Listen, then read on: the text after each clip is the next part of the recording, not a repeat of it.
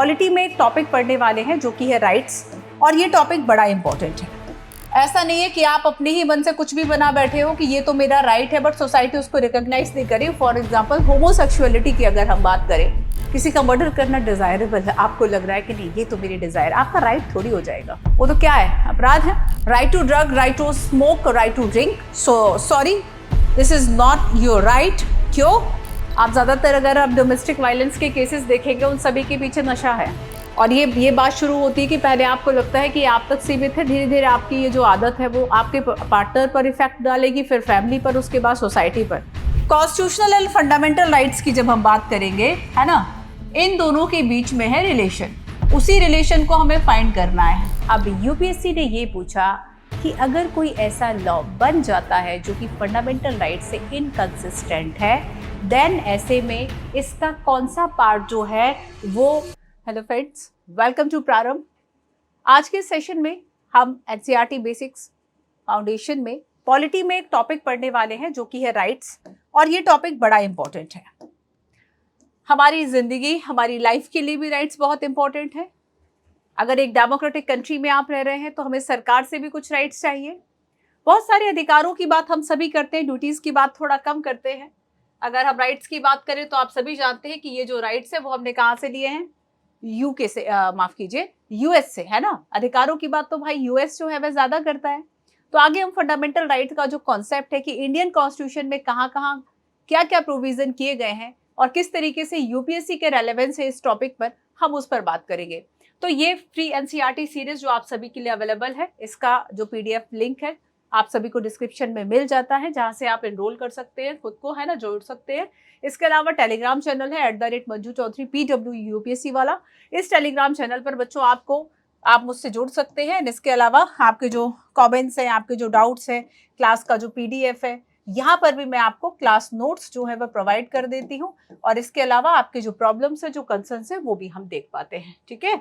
इसके अलावा ऐसे बच्चे जो कि 28 के लिए प्रिपेयर करना चाहते हैं तो हमारा एक कॉम्प्रिहेंसिव कवरेज बैच है, दैट इज प्रारंभ 3 ईयर, और ये फर्स्ट, सेकंड, थर्ड 3 साल अलग अलग हमने स्ट्रैटेजी अपनाई है कि फर्स्ट में आपका बेसिक प्रिपेयर कराए, सेकंड में एडवांस, और थर्ड में रिगरस प्रैक्टिस करा दे कि आप फाइनली प्रिपेयर हो जाए यूपीएससी के तैयारी के लिए। पर ईयर अगर हम देखें लगभग 10,000 आपको इसका जो फी है वह पड़ता है, और इसमें सारी चीजें इंक्लूड है, आप सब जानते हैं, बाकी आप एप्लीकेशन पर देख लीजिएगा। चलिए, सो राइट्स की बात मैं आप सभी से करूं कि राइट्स जो है आखिर वह क्या है। पहले थोड़ी सी बात हम राइट्स की करेंगे, और राइट्स की बातों को समझने के बाद, राइट्स को समझने के बाद आगे जो थोड़ी चर्चा होगी कि what do we mean when we speak rights, and साथ में what is the basis on which right are claimed. क्या ऐसे बेसिस है जिसके लिए आप राइट क्लेम कर सकते हो? कुछ तो ऐसे बेस होंगे ना कि आप अगर कह रहे हो कि दैट इज माय राइट, तो उसका बेस कुछ तो होगा। So first of all rights का मतलब क्या है, तो थोड़ा सा हम एक फाउंडेशन जो मीनिंग है राइट्स का वह समझते हैं। फर्स्ट ऑफ ऑल देखो, राइट्स का मतलब हुआ, राइट्स क्या है, एक क्लेम होते हैं जो आप सोसाइटी से कर रहे हैं, जो आप गवर्नमेंट से कर रहे हैं, और ये जो क्लेम है वो रीजनेबल होने चाहिए।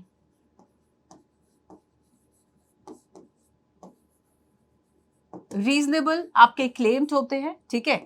ये क्लेम्स आपका सोसाइटी से हो सकता है, ये आपका अपनी फैमिली में होगा, अपने लोगों से होता है, निजी जीवन में होता है, पर्सनल प्रोफेशनल लाइफ में होता है, आपका गवर्नमेंट से होगा कि मेरे को राइट टू वोट दो, है ना।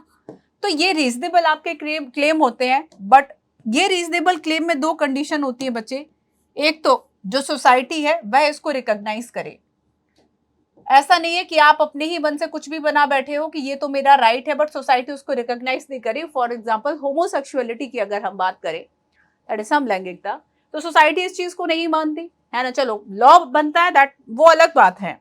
और दूसरी बात है कि गवर्नमेंट जो है वह इसको सैंक्शन कर दे, कि sanction by government and recognised by society. और तीसरी बात है कि आपका जो क्लेम है वह रीजनेबल होना चाहिए। और जब इन तीनों चीजों को आप मिला देंगे तो आपके लिए बढ़िया सी एक राइट की जो डेफिनेशन है वह मिल जाती है। ठीक है, बढ़िया सी राइट की एक डेफिनेशन जो है वो आपको मिल जाती है।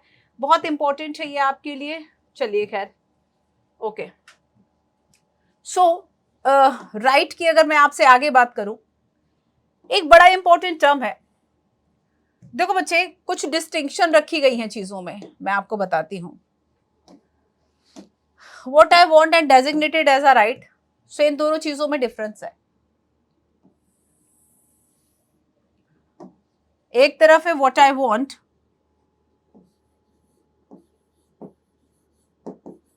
what I want, and next is designated as a right.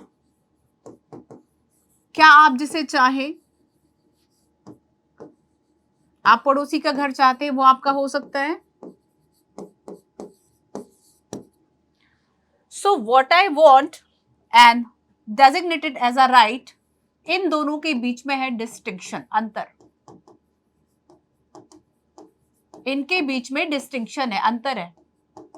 आप जो चाहें वो आपका अधिकार नहीं हो सकता। What I want and designated as a right, है ना। अगर सोसाइटी रिकॉग्नाइज कर दे और आप सोचे कि आपका क्लेम है, तो इसका मतलब ये नहीं हो जाता है, this does not mean that everything that I regard to be necessary and desirable as a right. जिसे मैं चाहूं जो मेरे लिए डिजायरेबल हो, किसी का मर्डर करना डिजायरेबल है, आपको लग रहा है कि नहीं ये तो मेरी डिजायर, आपका राइट थोड़ी हो जाएगा, वो तो क्या है, अपराध है।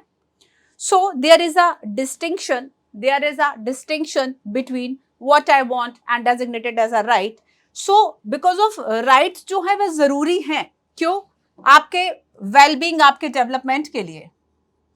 तो राइट्स का अगर मैं बेसिस की बात करूं कि राइट्स आपको किस बेस पे मिलना चाहिए, what is the basis on which right are claim, तो जो आपके, ये बात समझ में आई, पर आप खुद लेंगे उसमें से, बुक में से, डेवलपमेंट एंड वेलबींग के लिए अगर जरूरी है,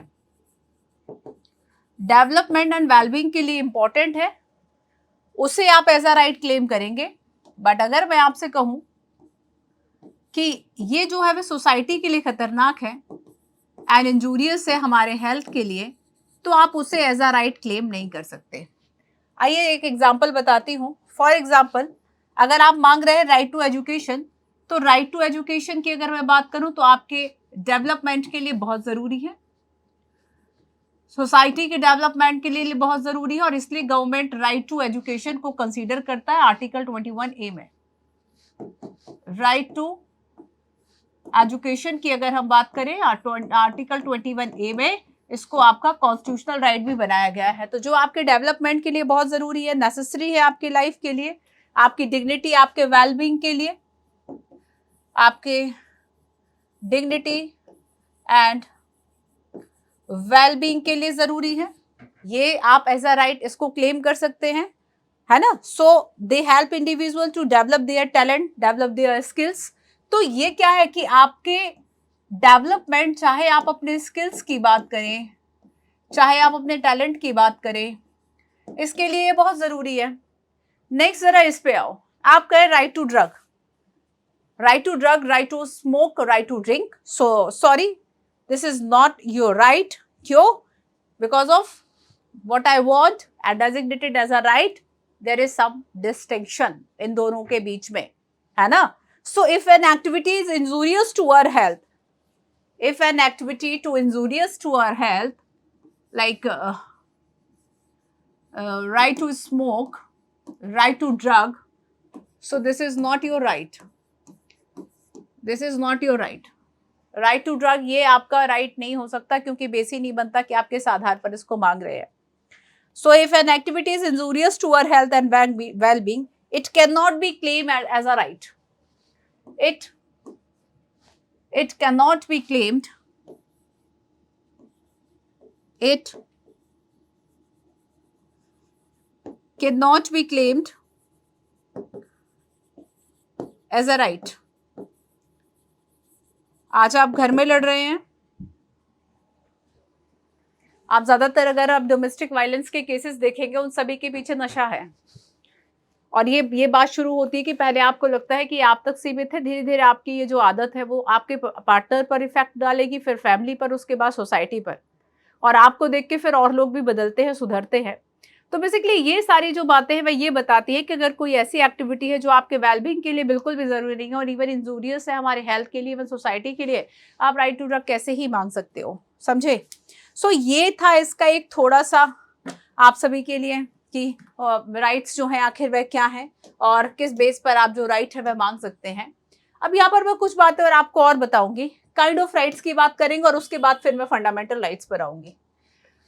हम बात करने वाले काइंड ऑफ राइट्स की, ठीक है। चलिए 3 सर्कल बना लीजिए।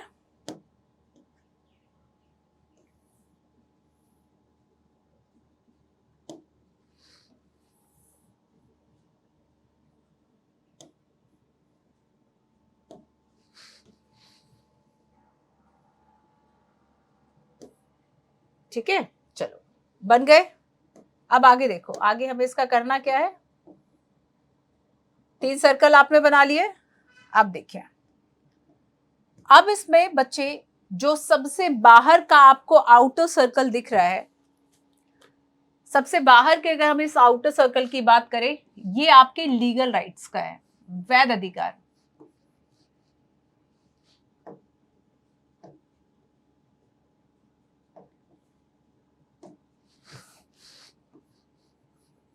ये है आपके लीगल राइट्स, ठीक है, वैध अधिकार।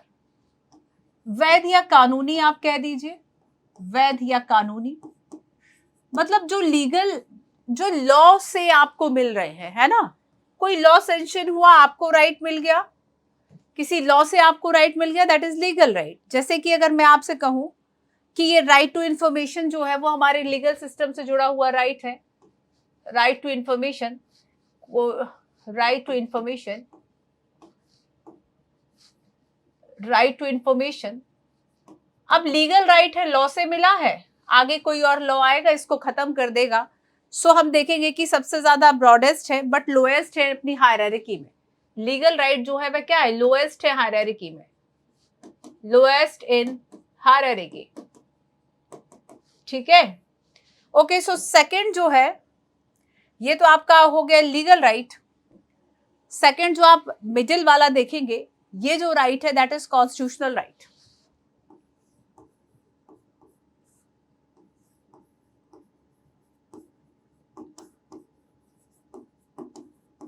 कॉन्स्टिट्यूशनल राइट जो कि लीगल राइट से ज्यादा प्रोटेक्टेड होते हैं। क्यों?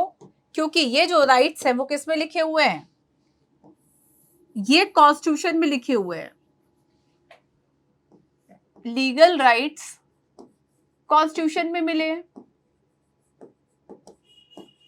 कॉन्स्टिट्यूशन में इसके लिए कोई पर्टिकुलर आर्टिकल होगा। तो जो कॉन्स्टिट्यूशनल राइट है, ये जो कॉन्स्टिट्यूशनल राइट है वो किससे ज्यादा प्रोटेक्टेड होंगे, है ना। So that are guaranteed by a constitution, that are guaranteed, that are guaranteed by a constitution, है ना। तो ये हमारे कॉन्स्टिट्यूशन में जो गारंटी हमें दी गई है वो हमारे constitution right, article 300A search कीजिएगा, इसमें क्या मुझे कमेंट करके बताइएगा। ये आपका कॉन्स्टिट्यूशनल राइट है, ठीक है। चलिए, सो अब हम बात करेंगे कि सबसे ज्यादा जो प्रोटेक्टेड राइट है, और ये है आपके fundamental right.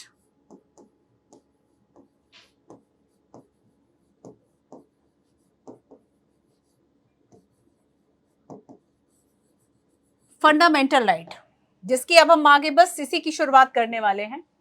What is fundamental right?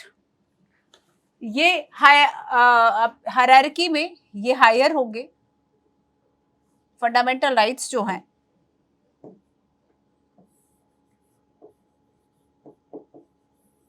ठीक है, ये हायर होंगे अपने हायरार्की में, सबसे ज्यादा प्रोटेक्टेड होंगे, सबसे ज्यादा प्रोटेक्टेड होंगे फंडामेंटल राइट। अगर हम आर्टिकल 14 की बात करें, 15 की बात करें, 21 की बात करें, 32 की बात करें, ये सारे क्या है, फंडामेंटल राइट्स के एग्जाम्पल हैं। So these are basic human right, these are basic human right, केवल HR लिख रही हूं, आप समझ जाइएगा। These are basic human rights that are guaranteed to all citizens, that are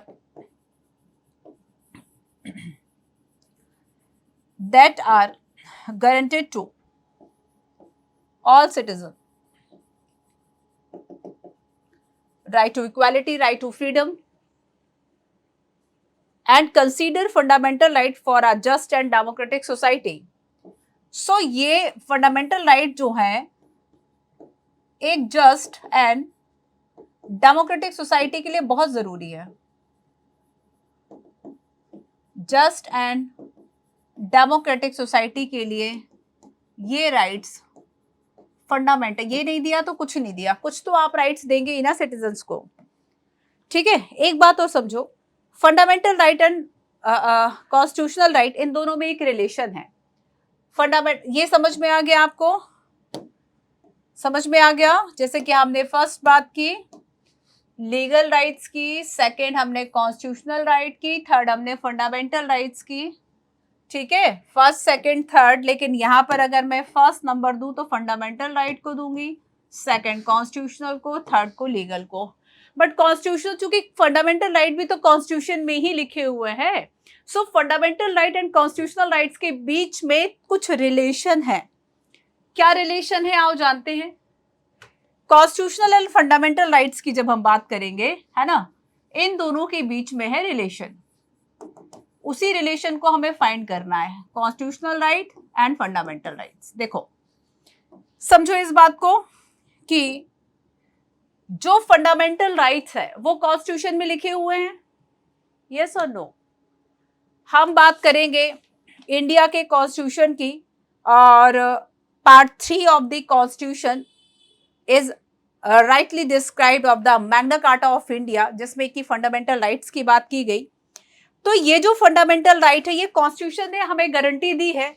so first of all in दोनों के बीच का जो रिलेशन है, इन दोनों के बीच का जो रिलेशन है ना, ये रिलेशन फर्स्ट क्या कहता है, all fundamental right is constitutional right. All fundamental right is constitutional right. All fundamental right is constitutional right, क्योंकि ये कॉन्स्टिट्यूशन में दिए हुए हैं ना. जैसे कि हम फंडामेंटल राइट्स की बात करेंगे, फिर से समझो इस बात को, इंपॉर्टेंट है. फंडामेंटल राइट हमारे कॉन्स्टिट्यूशन के पार्ट 3 में और आर्टिकल 12 टू 35 में मेंशंस है ना. और इसे मैग्ना कार्टा कहा जाता है, इस पार्ट को मैग्ना कार्टा ऑफ इंडिया कहा जाता है. So all fundamental right is constitutional right. Not all constitutional right, but not all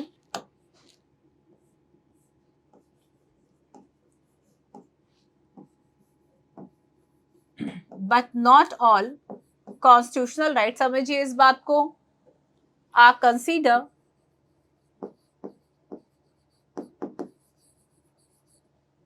fundamental right. क्योंकि देखिए कॉन्स्टिट्यूशनल राइट, मान लीजिए हम सोचते हैं कि जैसे राइट टू वोट है, यूपीएससी भी इस बात को मानता है कि जो राइट टू वोट है वह लीगल नहीं कॉन्स्टिट्यूशनल राइट है, आर्टिकल 326 बताता है. सो कॉन्स्टिट्यूशन में जो लिखा है वो सब पार्ट 3 में थोड़ी है. पार्ट 3 के अलावा कहीं और भी जो राइट्स है बच्चे वह दिए हो सकते हैं ना.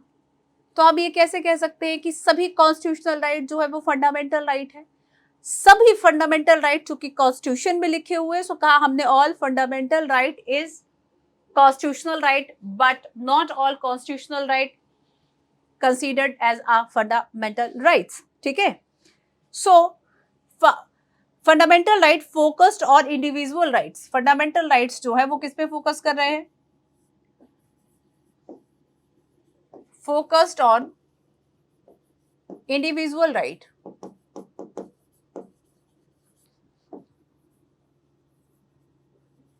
जो फंडामेंटल राइट्स हैं, ठीक है, इसको याद रखना है.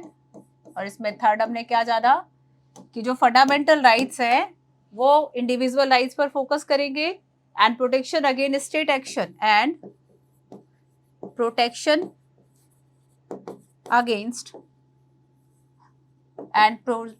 Against state action. अगर आपको राइट टू फ्री स्पीच मिला है और स्टेट कोई ऐसा एक्शन लेता है जो कि आपके उसके खिलाफ है, तब ऐसे में उसको रोका जाता है. तब ऐसे में उसको रोका जाता है ना। गवर्नमेंट के उस एक्शन को हम रोक सकते हैं इस आधार पे कि वो हमारे इस फंडामेंटल राइट को ब्रीच कर रहा है। सो ये आपको fundamental right and constitutional right के बीच में एक रिलेशन का पता चला। चलिए, सो नेक्स्ट हेडिंग डालिए, व्हाट इज फंडामेंटल राइट। फिर हम आगे चलते हैं। फंडामेंटल राइट्स और फंडामेंटल राइट्स की कुछ विशेषताएं बताते हुए, फीचर्स बताते हुए आगे चलेंगे। सो अब तक हमने राइट्स की बात की कि what is rights, what I want designated as a right, development के लिए जो है वो जरूरी है बट इंजूरियस है हेल्थ के लिए बिल्कुल जरूरी नहीं है। Legal right, constitutional, fundamental right की बात की, कॉन्स्टिट्यूशन और फंडामेंटल राइट के बीच का रिलेशन समझा। ठीक है, चलिए। सो नेक्स्ट हेडिंग डालिए, fundamental right.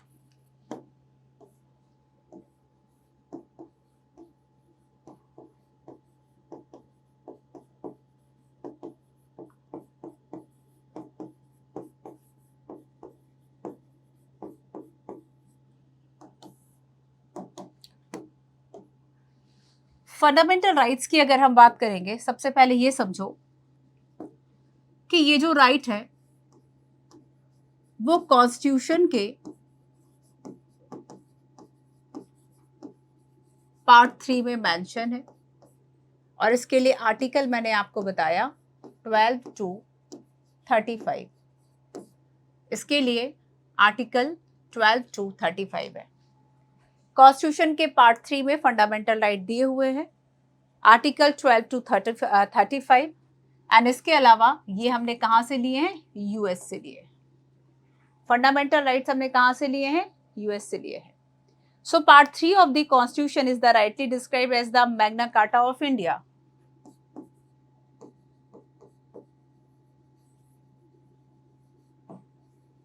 Magna Carta of the India. Clear? Okay, so fundamental rights के बारे में कुछ और इंपॉर्टेंट टर्म्स हैं जिन्हें मैं आपको समझा देती हूं। ठीक है, ओके।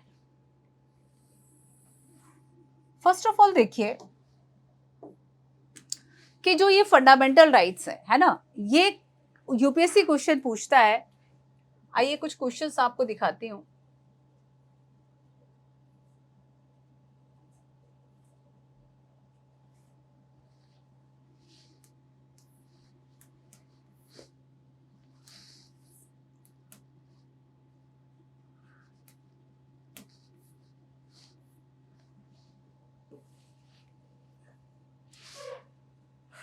हाँ, चलिए, ये क्वेश्चन दिखा रहा है, देखिए जरा इस क्वेश्चन को। क्वेश्चन क्या कह रहा है? Which of the following statement is correct. तो ये जो आपका क्वेश्चन है ये किससे रिलेटेड है? डेफिनेशन ही तो है फंडामेंटल राइट्स की। Basically not fundamental rights, rights की अगर हम बात कर दें, उसी की डेफिनेशन तो इसमें दी गई है ना। अब देखो, तो हमने अब तक क्या जाना कि फंडामेंटल राइट्स जो है वे क्या कर रहे हैं? Focus on individual right and protection against state action. Protection, ये छोटी छोटी सी जो लाइन्स है ये बड़े काम की हैं आपकी, क्योंकि यहाँ से यूपीएससी सीधा क्वेश्चन पूछ लेता है like this.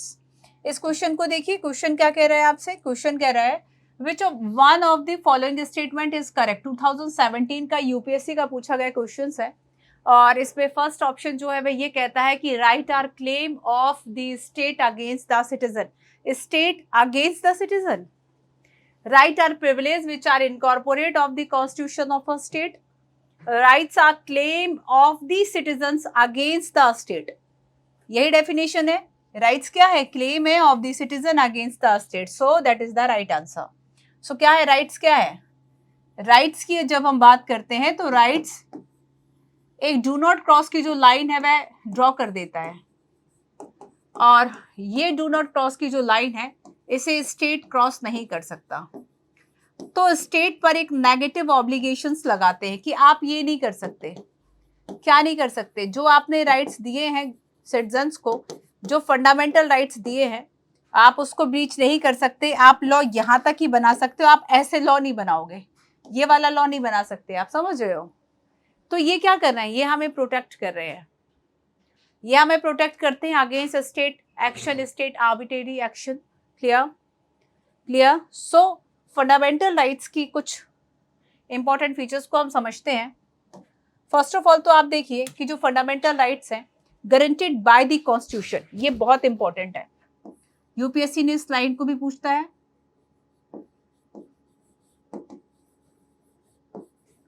Guaranteed by the constitution. Constitution में आपको जो गारंटी है वह दी गई है, कॉन्स्टिट्यूशन से आपको गारंटी दी गई है, आपसे कोई फंडामेंटल राइट को छीन नहीं सकता, है ना। ठीक है, क्लियर है। And all person without any discrimination they uphold the equality of all individuals and dignity of the individuals. तो सभी पर्सन्स को ये जो गारंटी है वह दी गई है, गारंटी बाय द कॉन्स्टिट्यूशन, सभी पर्सन को सेम बात जो है वह की गई है। ठीक है। एंड इसके अलावा जो अगर हम इक्वालिटी की बात करें तो इंडिविजुअल्स की इक्वालिटी को, इंडिविजुअल्स की डिग्निटी को ये प्रोटेक्ट करेगा। ओके, सो अगर मैं इसके ऑब्जेक्ट की बात करूं कि फंडामेंटल राइट जो उसका मेन ऑब्जेक्ट क्या है, मेन उद्देश्य क्या है, promoting the ideal of political democracy. इसका ऑब्जेक्ट भी पूछा जा चुका है। फंडामेंटल राइट का ऑब्जेक्ट क्या है? फंडामेंटल राइट का जो ऑब्जेक्ट है, promoting the ideal of political democracy. Political democracy को प्रमोट करना, राजनीतिक लोकतंत्र को प्रमोट करना, ये फंडामेंटल राइट का मेन ऑब्जेक्ट होता है। ठीक है, क्लियर है। And they operate as a limitations on the training of the executive and arbitrary law of the legislature. तो ये एक डू नॉट क्रॉस की जो लाइन है वह गवर्नमेंट के लिए ड्रॉ करते हैं। गवर्नमेंट के लिए ये एक नेगेटिव ऑब्लिगेशंस है। नेगेटिव ऑब्लिगेशंस क्यों? क्योंकि ये बताते हैं कि आपको ये नहीं करना है, तो हो गई ना, ऑब्लिगेशंस है, ये नहीं करना है या ये करना है, ऑब्लिगेशंस हो गई, नहीं करना है, सो ये नेगेटिव ऑब्लिगेशंस हो गई। तो ये जो राइट्स है बच्चे वो गवर्नमेंट के लिए नेगेटिव है, सिटीजन्स के लिए पॉजिटिव है। और हम इसको क्या कहते हैं कि यूपीएससी ने क्या क्वेश्चन पूछा कि राइट्स क्या है, तो सिटीजन्स के राइट है अगेंस्ट गवर्नमेंट, कि स्टेट जो है वह किसी तरह का आर्बिट्रेरी एक्शन जो है वह नहीं ले सकती। So they are guaranteed and they are protected by the Indian constitution. Guaranteed and protected भी आप यहां लिख सकते हैं, protected and guaranteed by the Indian constitution, and इसको फंडामेंटल लॉ ऑफ लैंड कहा जाता है ना। आगे देखिए कि ये आखिर फंडामेंटल क्यों है। They are fundamental also in the sense that they are most essential for the all round development, चाहे आप मटेरियल, इंटेलेक्चुअल, मोरल, स्पिरिचुअल, सभी तरह की अगर हम डेवलपमेंट की बात करें तो ऑल ओवर डेवलपमेंट के लिए बहुत ही ज़्यादा ज़रूरी है, और इसलिए भी हम इसको फंडामेंटल कहते हैं, है ना। सो सेकंड जो आपको इसमें समझना है कि आखिर हम इसको फंडामेंटल क्यों कहते हैं। ठीक है, so they are fundamental also in the sense they are most essential for they are, ये भी बहुत इंपॉर्टेंट बात है ना, they are most essential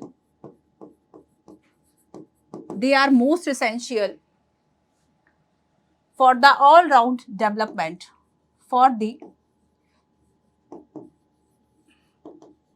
all round development। ठीक है, सो ये ऑल राउंड डेवलपमेंट आपका क्या हुआ, आपका डेवलपमेंट केवल एक दिशा में नहीं होता, मटेरियल भी होना चाहिए तो इंटेलेक्चुअल भी होना चाहिए, मटेरियल, इंटेलेक्चुअल, मटेरियल, इंटेलेक्चुअल, ठीक है, moral, material, intellectual, moral and spiritual, and spiritual, हर तरह से आपका जो डेवलपमेंट है वह होना चाहिए। सो यहाँ पर ये इसको भी आप अंडरलाइन कर लेंगे, ऑल राउंड डेवलपमेंट। सो मटेरियलिस्टिक, मोरल, है ना, स्पिरिचुअल, इंटेलेक्चुअल, इन सभी डेवलपमेंट के लिए फंडामेंटल राइट्स बहुत ज़रूरी है। ठीक है, चलिए आइए कुछ फीचर्स की बात बता देती हूँ कि आखिर फंडामेंटल राइट जो है इसके इंपॉर्टेंट जो फीचर्स है वह क्या है, फिर आपको बताती हूँ कौन कौन से राइट्स हैं और वहां से हम शुरुआत करते हैं। फीचर्स क्या है बच्चे? फंडामेंटल राइट्स के जो फीचर्स हैं आखिर वह क्या हैं? फंडामेंटल राइट्स के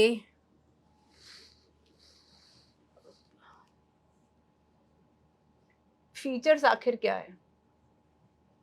देखो बच्चे, इसके जो फीचर्स है, जैसे कि फर्स्ट फीचर हम ये बता दें कि ये जो फंडामेंटल राइट है,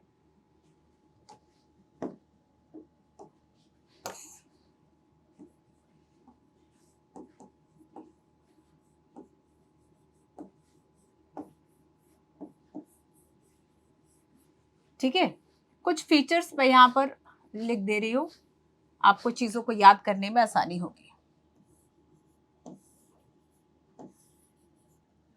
फर्स्ट तो ये है कि देखो, कुछ फंडामेंटल राइट ऐसे हैं जो कि केवल हमें दिए गए हैं, हमें मतलब दैट मीन्स इंडियन सिटीजन्स को। कुछ फंडामेंटल राइट लेकिन ऐसे भी है जो कि हमने विदेशियों को भी दे रखे, फॉरेनर्स को भी दे रखे, जैसे कि आर्टिकल 21 राइट टू लाइफ। तो यूपीएससी यहां से भी क्वेश्चन पूछ चुका है कि ऐसे कौन से राइट हैं जो कि हमने फॉरेनर को भी दे रखे हैं, या फिर ऐसे कौन से राइट हैं जो केवल इंडियन सिटीजन्स के लिए हैं।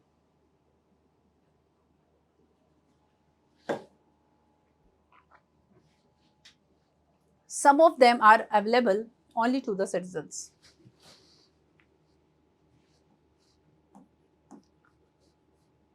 Some rights,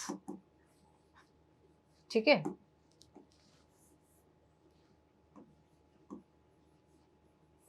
only for citizens. जैसे कि अगर हम राइट टू वोट की बात करें, तो जो राइट टू वोट है ना, वो हमने केवल इंडियन सिटीजन्स को दिया है। ऐसा नहीं कि कोई यूएस का आया हुआ है, कोई जिबूती का आया है, युगांडा का आया है और हमने उसको दे दी कि हमारे यहाँ पार्षद के चुनाव चल रहे, जाओ और जाके वोट डालाओ। तो यहाँ पर क्या है कि कुछ राइट्स ऐसे हैं जो कि हमने केवल, and second, they are not absolute. ये भी बात यूपीएससी पूछ चुकी है, they are not absolute. Features fundamental rights के, डीपीएसपी, फंडामेंटल ड्यूटीज, ये जो टॉपिक्स हैं बहुत इसेंशियल हैं। पॉलिटी की पर्सपेक्टिव से कुछ पढ़ो ना पढ़ो, इन्हें जरूर पढ़ना होता है। आप कई बार देखेंगे कि अगर, जैसे कि पॉलिटी आप सभी को पता है, one of the most weightage and important subject आपके यूपीएससी की प्रिपरेशन के लिए, प्रीलिम्स के लिए, जीएस पेपर 2 के लिए इंपॉर्टेंट है। कॉन्स्टिट्यूशन, पॉलिटी, पूरा गवर्नमेंट गवर्नेंस का स्ट्रक्चर को समझने के लिए कुछ कुछ आया के पोर्शन से भी कनेक्ट हो जाता है। सो आप देखिए कि जो है वह हर साल यूपीएससी काफी पूछता है। अगर मैं आपको बताऊं, हर एक कोर सब्जेक्ट से 18 to 20 क्वेश्चंस अगर आते हैं, तो पॉलिटी से भी जो 18 to 20 क्वेश्चंस आते हैं, सब कई बार ऐसा हुआ है कि 5 और 7 क्वेश्चंस केवल डीपीएसपी और फंडामेंटल राइट्स थे, और ये पैटर्न बार बार रिपीट किया गया। ऐसे टॉपिक जहां से क्वेश्चन बार बार आते हैं, ऐसा ट्रेंड जहां से टॉपिक्स बार बार आते हैं, आपको पढ़ना चाहिए। So they are not absolute. क्यों? They are not qualify, not qualify. आप सोचे कि क्या ये एब्सोल्यूट है? नो। व्हाई? रीजनेबल रिस्ट्रिक्शंस इस पे लगाई जा सकती है।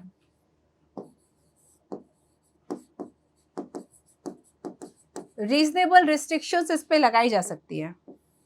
सो अगर मैं आपसे कहूं कि जो फंडामेंटल राइट है, क्या ये एब्सोल्यूट है? सो आंसर होना चाहिए no.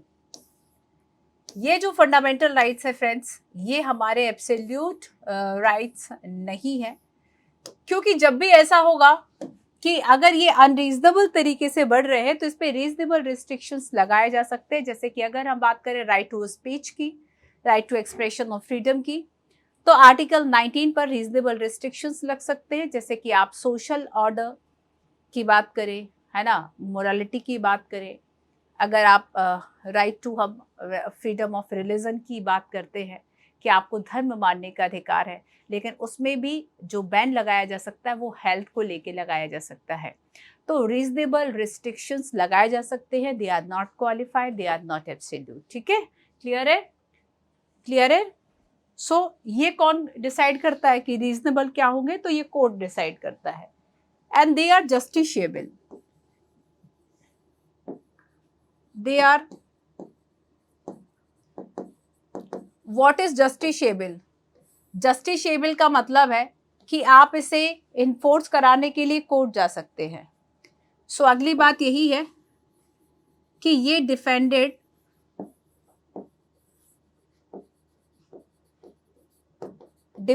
And guaranteed by court judiciary.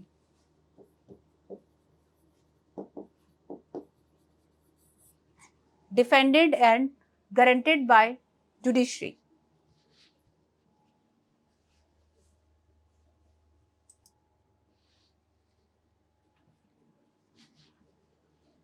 अगर आपके कोई फंडामेंटल राइट का वायोलेशन करता है तो यहाँ पर आप सीधे जुडिशरी जो है वह जा सकते हैं इसको क्लेम करने के लिए। तो जस्टिसेबल का क्या मतलब हुआ? जस्टिसेबल का मतलब है कि आप कोर्ट जा सकते हैं। ठीक है, जस्टिसेबल का मतलब है कोर्ट जा सकते हैं। और नॉट एब्सोल्यूट, नॉट क्वालिफाई के साथ एक बात और लिख लो, they are not permanent. Permanent क्यों नहीं है? दे आर नॉट परमानेंट क्योंकि पार्लियामेंट अगर चाहे तो इनको कर्टेल कर सकता है। पार्लियामेंट के पास ये पावर है कि वह फंडामेंटल राइट में कॉन्स्टिट्यूशनल अमेंडमेंट के द्वारा चेंजेस कर सकता है। हाँ, चेंजेस ऐसे आर्बिट्रेरी तरीके से नहीं हो सकते, बट यहाँ पर क्या है कि अगर आप कहें कि आज जो फंडामेंटल राइट है वो हमेशा आपका फंडामेंटल राइट रहेगा, ये पॉसिबल नहीं है। For example right to property. Right to property कभी फंडामेंटल राइट हुआ करती थी पर अब नहीं है। अगर ऐसा होता कि ये परमानेंट होते तो ये बताओ कि आज भी आपके पास राइट टू प्रॉपर्टी होता एज अ फंडामेंटल राइट। अब राइट टू प्रॉपर्टी क्या है? आपका एक लीगल राइट है। ठीक है, आपका लीगल राइट है।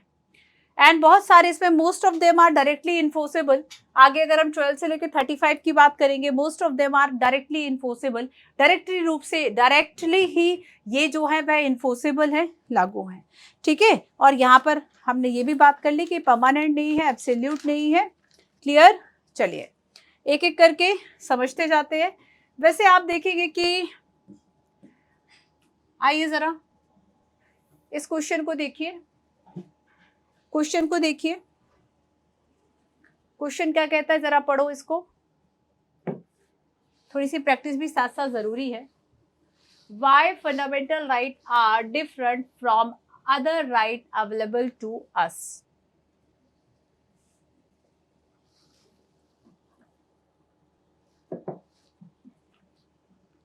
While first statement पढ़ो।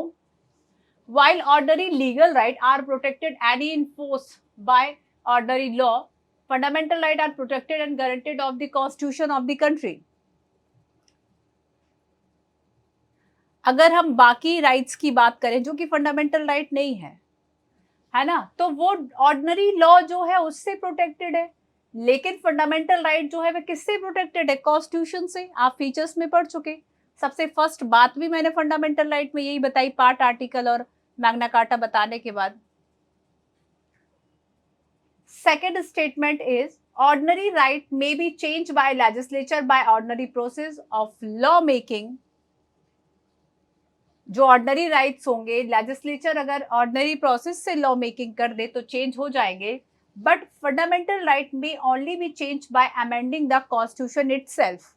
बट अगर फंडामेंटल राइट्स को चेंज करना है तो कॉन्स्टिट्यूशन को खुद अमेंड करना होगा। सो फर्स्ट क्या है कि प्रोटेक्टेड एंड गारंटेड, कॉन्स्टिट्यूशनल, है ना। So first statement correct. Second statement जो है वो भी करेक्ट है। सो कौन सा स्टेटमेंट करेक्ट है? Both 1 and 2। क्लियर? क्लियर? इसमें क्या बताया गया कि एक तरफ है फंडामेंटल राइट और एक तरफ है ऑर्डिनरी राइट। ठीक है, फंडामेंटल एंड ऑर्डिनरी राइट। तो अब जो फंडामेंटल राइट है ये किससे प्रोटेक्टेड है? कॉन्स्टिट्यूशन। और ये ऑर्डिनरी लॉ, ऑर्डिनरी लॉ है तो कभी भी इसमें चेंजेस किए जा सकते हैं। कभी भी आप ऑर्डिनरी लॉ को चेंज कर दो, ये चेंज हो जाएगा। और अगर कॉन्स्टिट्यूशन से प्रोटेक्टेड है, गारंटेड है, तो अब आपको इसके लिए कॉन्स्टिट्यूशन अमेंडमेंट करना होगा। कॉन्स्टिट्यूशन अमेंडमेंट से ही इसको चेंज किया जा सकता है, ये कह रहा था क्वेश्चन। नेक्स्ट चलिए सो देखिए आर्टिकल 12, आर्टिकल 13 के बाद अगर आप, पहले मैं आपको ये बता देती हूँ कितने कौन कौन से जो राइट्स है वे दिए गए हैं। ठीक है, राइट्स बता दो। देखो पार्ट 3 में बेसिकली पार्ट 3 को, कॉन्स्टिट्यूशन के पार्ट 3 को 6 पार्ट में डिवाइड किया गया। हमारे 6 फंडामेंटल राइट्स हैं। 6 फंडामेंटल राइट में फर्स्ट है राइट टू इक्वालिटी, और सेकंड फंडामेंटल राइट जो है राइट टू फ्रीडम। इसके आर्टिकल्स भी बता दूं। राइट टू इक्वालिटी की बात करेंगे तो article 14 to 18, article 14 to article 18। Right to freedom अगर हम देखें, आर्टिकल 19 टू 22। ठीक है। राइट टू इक्वालिटी कहता है equality before law, equal protection of law. First वाला कहता है equality before law, no one can above the law. सब जो है वह समान है ना, इक्वल है। और ये चीज हमने कहां से ली है? यूके से, ब्रिटेन से। इक्वल प्रोटेक्शन ऑफ लॉ, सभी जैसे लॉ के सामने तो सभी समान है, और एक जो लॉ है वह इक्वली प्रोटेक्ट करेगा सभी को। तो यहाँ पर इक्वल प्रोटेक्शन ऑफ लॉ की बात करेंगे। ये जो कॉन्सेप्ट है वो हमने यूएस से लिया है। Prohibition of discrimination on the ground of religion, race, caste, sex of place of birth. आप इन आधारों पर, यहाँ पर आपको religion, race, caste, sex of place of birth, 5 जो ग्राउंड है वह दिख रहे हैं। आप इन 5 ग्राउंड के बेसिस पर डिस्क्रिमिनेशन जो है वह नहीं कर सकते, क्योंकि इसको प्रोहिबिटेड किया गया। तो आर्टिकल 14 टू 18 में सारे ऐसे राइट्स हैं जो कि इक्वालिटी को प्रमोट करते हैं। Equal access to shop, hotel, well, tank, bath, ghat and road. Equality of opportunity and public employment. Article 16 की जब हम बात करते हैं, जिसमें कि इक्वालिटी की बात की गई, किसके लिए? अपॉर्चुनिटी के लिए, अपॉर्चुनिटी के लिए एंड पब्लिक एम्प्लॉयमेंट के लिए। अगर आपको यूपीएससी, बैंकिंग, रेलवे, एसएससी कोई भी एग्जाम देना है, आप सबके पास अपॉर्चुनिटी है, बस जो एलिजिबल क्राइटेरिया जो है आप उसको फुलफिल करते हो।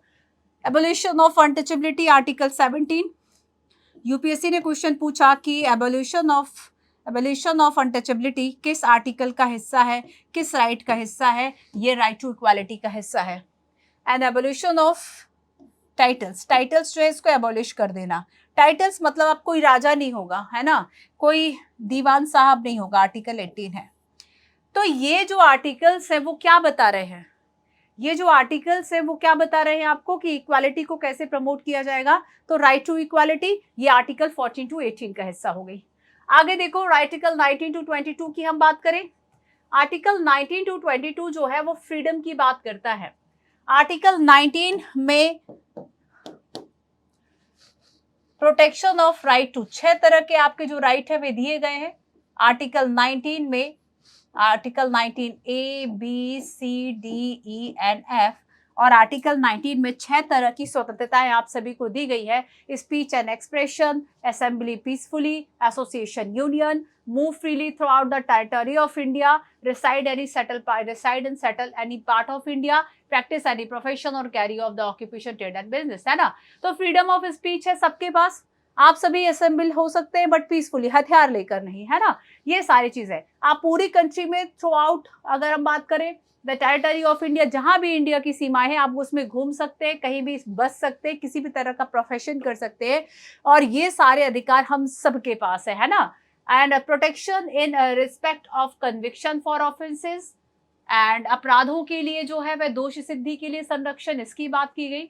सबसे ज्यादा इम्पोर्टेंट राइट की जब हम बात करते हैं और यूपीएससी को सबसे ज्यादा इसी क्वेश्चन के बारे में पूछना होता है, इसी आर्टिकल के बारे में पूछना होता है, that is right to life and personal liberty. कुछ आर्टिकल पढ़ो ना पढ़ो, इसको जरूर पढ़ना है ना।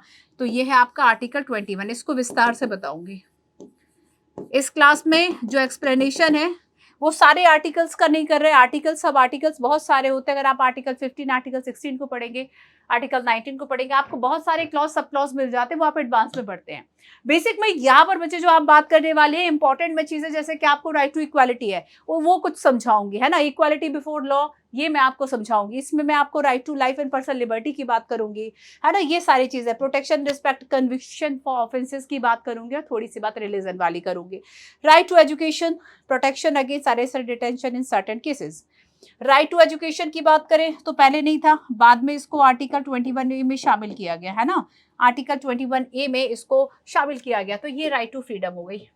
तो 2 तरह के राइट हो गए। अब आपके 4 और बचे, चलिए आइए देखते हैं वो 4 कौन कौन से हैं। सो तीसरा राइट है राइट अगेन एक्सप्लॉयटेशन। चौथा है right to freedom of religion. पांचवा है कल्चर एंड एजुकेशनल राइट, और छठा एंड लास्ट है राइट टू कॉन्स्टिट्यूशनल राइट। अब देखिए फर्स्ट जो राइट है आपका, इसमें right against exploitation, article 23 and article 24। आर्टिकल 23 एंड आर्टिकल 24। लोग कहते हैं कि राइट टू अगेंस्ट एक्सप्लॉयटेशन जो है, राइट टू एक्सप्लॉयटेशन मत पढ़ लेना, राइट टू अगेंस्ट एक्सप्लॉयटेशन है, शोषण के विरुद्ध अधिकार। अगर कोई आपको एक्सप्लॉइट कर रहा है, ठीक है, तो उस एक्सप्लॉयटेशन के खिलाफ आपको ये राइट दिया गया है। जैसे कि आपसे कोई अब लेबर, बॉन्डेज लेबर नहीं करा सकता। पहले आप देखेंगे जमींदारी एक नहीं, महाजन एक नहीं, बल्कि कई कई पीढ़ियों से बॉन्डेज लेबर कराया करते थे विदाउट एनी वेजेस। किसी भी तरह का उनको कोई पैसा परिश्रम नहीं दिया करते थे, वो आपका जबरन श्रम कराते थे। ये सारी चीजें जो है वह अब आज नहीं करा सकते, क्योंकि ये प्रोहिबिटेड है और ये एक सीरियस ऑफेंस भी है। इसके अलावा आप बच्चों से काम नहीं करा सकते, स्पेशली अगर हम बात करें कि जो 14 वर्ष से छोटे बच्चे हैं, बिलो द 14 ईयर, ऐसे बच्चों को आप कहीं पे भी नियोजन नहीं कर सकते। जैसे कि आप पटाखा फैक्ट्री में काम नहीं करा सकते, जो भी हजार्ड्स वर्क है वहाँ काम नहीं करा सकते। हालांकि घर परिवार में अगर खेत वेत है वहाँ पर ये काम कर सकते हैं। तो कुछ लोग ये कहते हैं कि इसकी जरूरत क्या थी, अंग्रेज चले गए थे तो कौन किसको एक्सप्लॉइट करेगा। अरे भाई, महाजन, ब्राह्मण वर्ग, बहुत सारे लोग यही छोड़ गए थे। वो वर्ण के आधार पर लोग करते थे, जाति के आधार पर लोग कर रहे थे, नहीं करते थे। तो उस एक्सप्लॉइटेशन को रोकने के लिए मानव का व्यापार किया जाता था प्रॉपर, कि हम दास बेच रहे हैं, खरीदोगे, समझ रहे हो, खरीद विक्रय। जैसे कि आपने किसका नाम बताऊं, खिलजी का जो खरीदा हुआ गुलाम था, तो ये सारे क्या है कि लोग खरीद लेते थे। ऐसा नहीं है कि केवल वस्तुएं खरीदी जाती थी, पहले लोग भी खरीदे जाते थे। तो 23 में प्रोहिबिटेड किया गया है traffic in human being and force labour को। दो बातें इसमें शामिल है, एक तो फोर्स लेबर नहीं करा सकते, और आप सेल नहीं कर सकते, क्रय विक्रय नहीं कर सकते, आप ह्यूमन ट्रैफिकिंग नहीं कर सकते। अगली बात है कि सेकंड जो 24 है वो ये कहता है prohibition of employment of child in hazards job. किसी भी तरह के खतरनाक काम है तो आप जो चाइल्ड्रन से, मतलब 14 साल तक के बच्चे को आप वहां पर नहीं कर सकते। ठीक है, यूपीएससी ने क्वेश्चन पूछा था 23, 24 को लेकर, यहां से भी आ चुका है। नेक्स्ट क्वेश्चन हम देखेंगे जो कि सेक्युलरिज्म को लेकर है, right to freedom of religion, और ये आपका आर्टिकल 25 टू लेकर आर्टिकल 28 तक है। आर्टिकल 25, 26, 27, 28 आप चाहें तो यही याद कर लीजिए, थोड़ा सा ध्यान से पढ़ा करो। अगर यहाँ पर 1-2 घंटा बर्बाद कर रहे हो तो उसका यूटिलाइज आपके लिए हो, है ना, ऐसी कोशिश किया करो। एटलीस्ट क्लास के साथ साथ में चीज़ों को याद कर लो और नोट कर लोगे तो आगे रिवीजन में आसानी होगी। आर्टिकल 25 कहता है freedom of conscience and free profession, practice and propagation of religion. आप अपने रिलीजन को अंतःकरण से मान सकते हैं, आप अपने आप जो भी मानते हैं।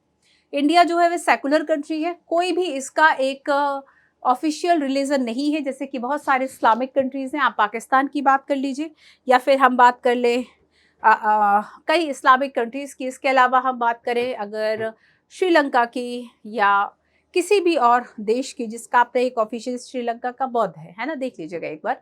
तो क्या है कि कई कंट्रीज ने अपना ऑफिशियल जो रिलीजन है वो डिक्लेयर किया है, बट इंडिया का ऐसा कोई ऑफिशियल रिलीजन नहीं है। सभी धर्मों का यहाँ पे समान आदर है। इवन आप किसी धर्म को माने, किसी रिलीजन को माने, रिलीजन को ना माने, दोनों ही सूरत में आपका उतना ही यहाँ पर वेलकम किया जाएगा। ठीक है, तो फ्रीडम है आपको अपने किसी भी धर्म आपको मानने के लिए। Freedom to manage religious affairs, आपके जो भी प्रबंधन है, आपको भंडारा कराना है, आपको लंगर लगाना है, आपको लगाओ, कोई दिक्कत नहीं है। ठीक है, तो freedom of manage religious affairs, आपको, आपके पास ये परमिशन है, आपके पास ये राइट है कि आप अपने जो रिलीजन, जो अफेयर्स है, आप उसको मैनेज कर पाए। नेक्स्ट है 27 में टैक्सेस की बात की गई है, फ्रीडम ऑफ पे taxes for promotion of and particular religion. आप देखेंगे पहले कि जो भी इस्लामिक जो भी राजा आते हैं वो क्या करते हैं, जो भी स्पेशली अगर हम जो मुस्लिम रूलर थे उनकी बात करें, जैसे कि अगर आपने जजिया सुना होगा, या इसके अलावा और भी कई ऐसे टैक्सेस वो इम्पोज कर देते कि अगर आप इस धर्म को मान रहे हैं आपको टैक्स देना होगा, तो वो टैक्स आपको किसी तरह के प्रमोशन या पर्टिकुलर रिलीजन के लिए नहीं देना है। आर्टिकल 28 कहता है कि freedom to attend religious instructions और worship in certain educational institution. आपको मदरसे में जाके पढ़ना है, आपको चर्च में जाके उसकी प्रार्थना लेनी है, आप लो वो प्रेयर्स करो, आप उनकी बात मानो, कोई दिक्कत नहीं है। तो आप अपने रिलीजन्स के जो भी इंस्ट्रक्शन है आप उसको फॉलो कर सकते हैं, आपके वर्शिप के जो भी इंस्ट्रक्शन है आप उसको फॉलो कर सकते हैं। अब देखो कुछ लोगों का ये भी कहना था कि जब हमने फ्रीडम दी ही थी, राइट टू फ्रीडम वाली बात हमने इसमें देखो राइट टू फ्रीडम, तो यहीं आप धीरे से लिख सकते थे ना, यहीं पे आप एक और क्लॉज लगा देते और यहीं पे आप लिख देते right to freedom of religion. अलग से क्यों आपने एक इसके लिए पूरा एक पैराग्राफ बना दिया? उसके पीछे रीजन है कि इंडिया को अपना जो नेचर है वह स्पेशली सेकुलर दिखाना था। इंडिया एक सेकुलर कंट्री है, सेकुलरिज्म, और वो भी सेकुलरिज्म पॉजिटिव सेकुलरिज्म है। इंडिया का सेकुलरिज्म पॉजिटिव सेकुलरिज्म है ना। Next, culture and educational right. देखो अलग से अगर हम देखें तो कल्चर एंड एजुकेशनल राइट की जब हम बात करेंगे तो यहाँ पर ये है आपका आर्टिकल 29 एंड आर्टिकल 30।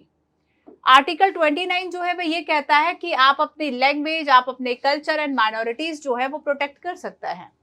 अगली बात इसमें ये कह दिया है कि माइनॉरिटी जो है वह इस तरह का कोई एजुकेशन इंस्टीट्यूट जो है वह एस्टैब्लिश कर दे जो कि माइनॉरिटीज के लिए हो। पहली बात में क्या कहेगी कि अपने लैंग्वेज और कल्चर को प्रोटेक्ट कर लो, माइनॉरिटीज जो कि संख्या में कम है, धर्म के आधार पर भी है, संख्या के आधार पर भी है ना।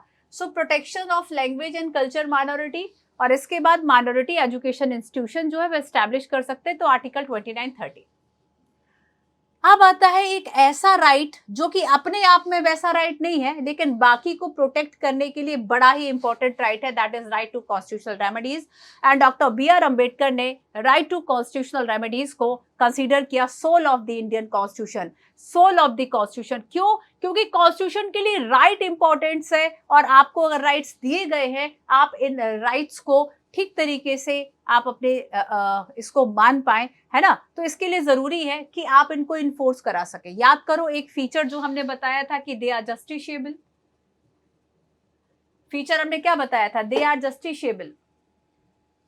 सो जस्टिशिएबल के पीछे मतलब क्या था?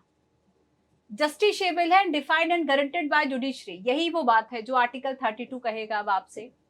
तो आर्टिकल 32 जो है वह क्या कह रहा है? Right to constitutional remedies. और ये जो राइट टू कॉन्स्टिट्यूशनल रेमेडीज है ये आपको आर्टिकल 32 है, बहुत इंपॉर्टेंट है। Article 32 right to constitutional remedy ये कहता है कि सारे जो आपके कॉन्स्टिट्यूशनल राइट है अगर इसका वायलेशन होता है तो इसके वायलेशन के लिए आप सीधे कोर्ट जा सकते हैं, वहां से इन्फोर्स करा सकते हैं। दैट मीन्स बाकी राइट्स को इन्फोर्स करना ऑल्सो आपका एक कॉन्स्टिट्यूशनल, ऑल्सो आपका एक फंडामेंटल राइट है। समझ में आया आपको ये बात? आर्टिकल 32 इसीलिए soul of the constitution. Doctor B.R. Ambedkar ने कहा right to move the court to issue direction order writ and enforcement of the right. आप सीधे कोर्ट चले जाइए, इवन आपको हायरार्की भी फॉलो करने की जरूरत नहीं कि पहले डिस्ट्रिक्ट कोर्ट, फिर आप स्टेट कोर्ट जा रहे हो, हाई कोर्ट जा रहे हो, फिर सुप्रीम कोर्ट आओ। आप डायरेक्ट सुप्रीम कोर्ट जा सकते हैं कि इसने मेरे साथ ऐसा किया है, मेरे राइट्स जो है इसका वायलेशन हुआ है। तो राइट टू कॉन्स्टिट्यूशनल राइट बहुत बहुत बहुत ज्यादा इंपॉर्टेंट राइट है। समझ गए इस बात को? क्लियर है? अब कुछ बातें मैं आपको समझा रही हूं, ठीक है।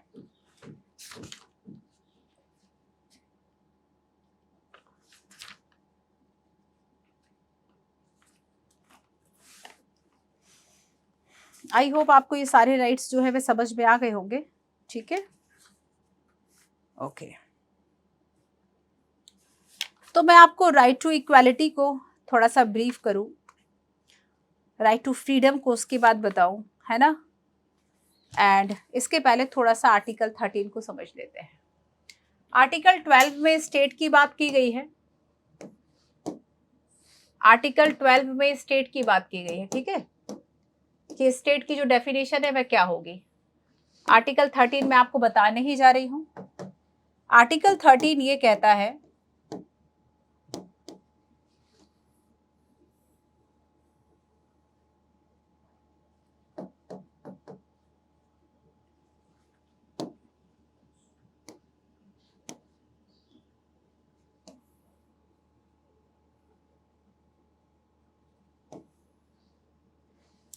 आर्टिकल 13 जो है वह क्या कहता है, जरा सुनो। Law inconsistent with fundamental right, ये है आपका फंडामेंटल राइट, और ये जो येलो है ये है आपका लॉ। एक है फंडामेंटल राइट, एक है आपका लॉ। आपको सीधा दिख रहा है कि यहां पर इसने किसका वॉल्यूम कहां पे घुस आया, फंडामेंटल राइट में। तो ये पार्ट जो है लॉ ऐसा बना, मतलब कि फंडामेंटल राइट को डिस्टर्ब कर रहा है, इस बात को समझो। लॉ ऐसा बन गया जो कि फंडामेंटल राइट को डिस्टर्ब कर रहा है। तब ऐसे में आर्टिकल 13 कहता है all laws that are inconsistent with all laws that are inconsistent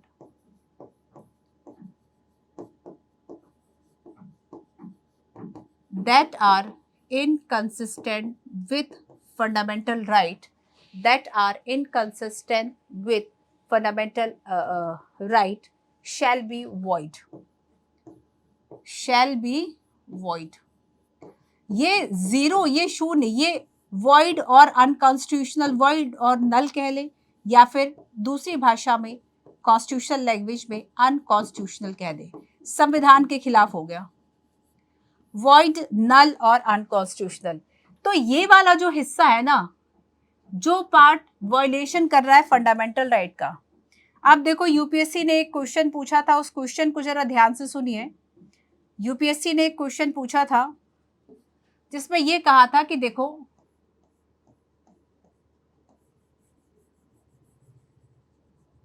इसको थोड़ा सा आप कवर कर लो, आपको चीजें समझने में आसानी होगी। अब यूपीएससी ने जो क्वेश्चन पूछा था, यहाँ पे स्टार बना लो। देखो यूपीएससी क्वेश्चन क्या पूछता है बच्चों, कि जो लॉ है, मान लीजिए ये ए है और जो ये ग्रीन वाला पार्ट है ये बी है, और जो फंडामेंटल राइट है ये सी है। समझ गए? ए बी सी आपको समझ में आ रहा है? अब यूपीएससी ने ये पूछा कि अगर कोई ऐसा लॉ बन जाता है जो कि फंडामेंटल राइट से इनकंसिस्टेंट है, देन ऐसे में इसका कौन सा पार्ट जो है वो वॉइड, नल, जीरो या उसको स्ट्राइक डाउन किया जाएगा। क्या कंप्लीट लॉ? ए का मतलब है क्या? Complete law. बी का मतलब है वो पार्ट जो कि इनकंसिस्टेंट है फंडामेंटल राइट से, और तीसरा वो फंडामेंटल राइट का ही वो हिस्सा चला जाएगा जो लॉ में आ गया। तो हमारे यहाँ ज्यादा इंपॉर्टेंट फंडामेंटल राइट है, और अगर फंडामेंटल राइट इंपॉर्टेंट है तब हम प्रोटेक्ट फंडामेंटल राइट करेंगे।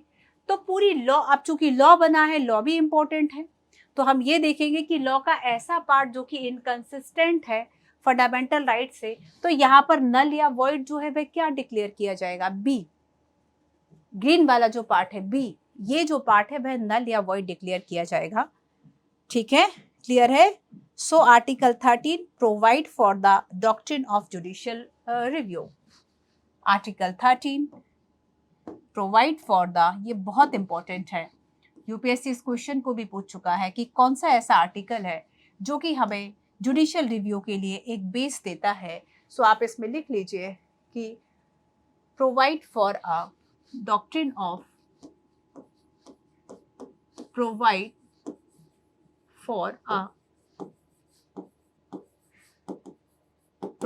For a doctrine of judicial review.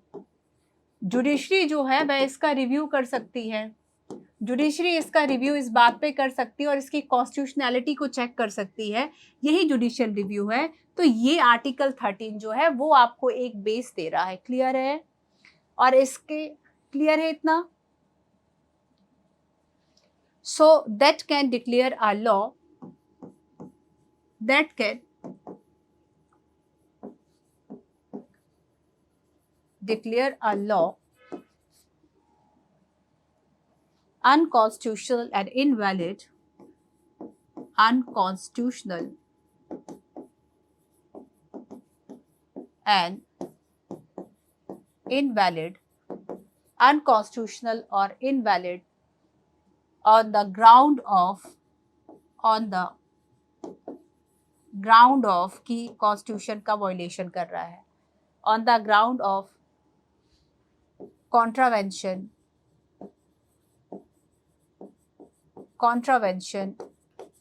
on the ground of contravention of any fundamental right, कि वह किसी फंडामेंटल राइट को ब्रीच कर रहा है, किसी फंडामेंटल राइट से जो है वह कॉन्ट्राडिक्ट कर रहा है, तब ऐसे में that can declare a law invalid. Judicial review, judiciary इस बात का जो रिव्यू है वह कर सकती है। ये था आपका आर्टिकल 13, बहुत इंपॉर्टेंट है, ठीक है, क्लियर है।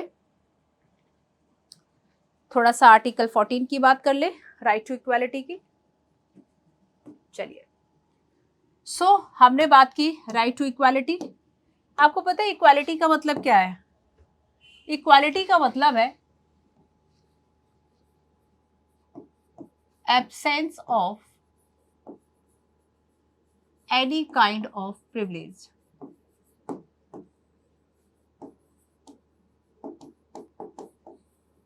एक बात बताओ, अगर आपने किसी को प्रिविलेज दे रखा है तो इक्वालिटी नहीं हो सकती ना।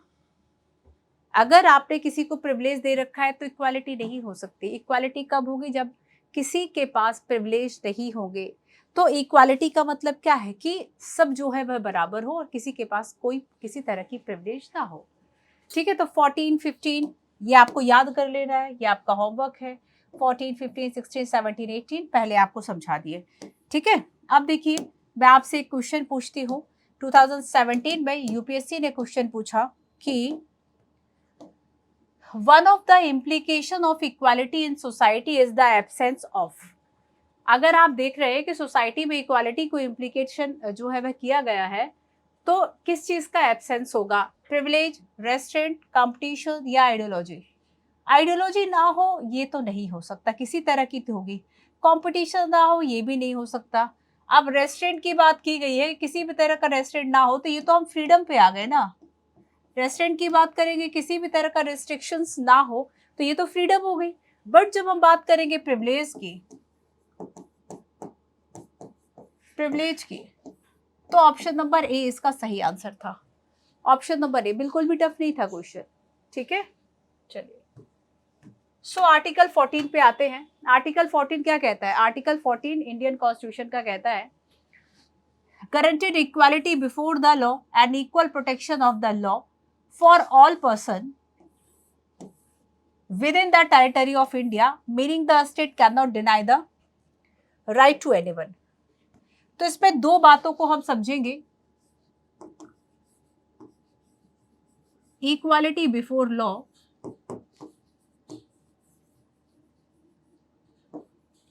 And equal protection of law.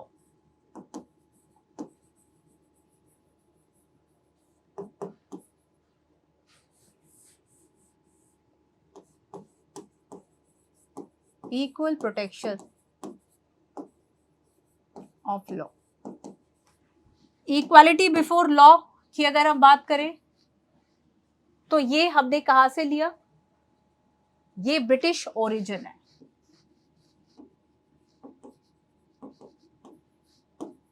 ये कॉन्सेप्ट ब्रिटिश ओरिजिन है।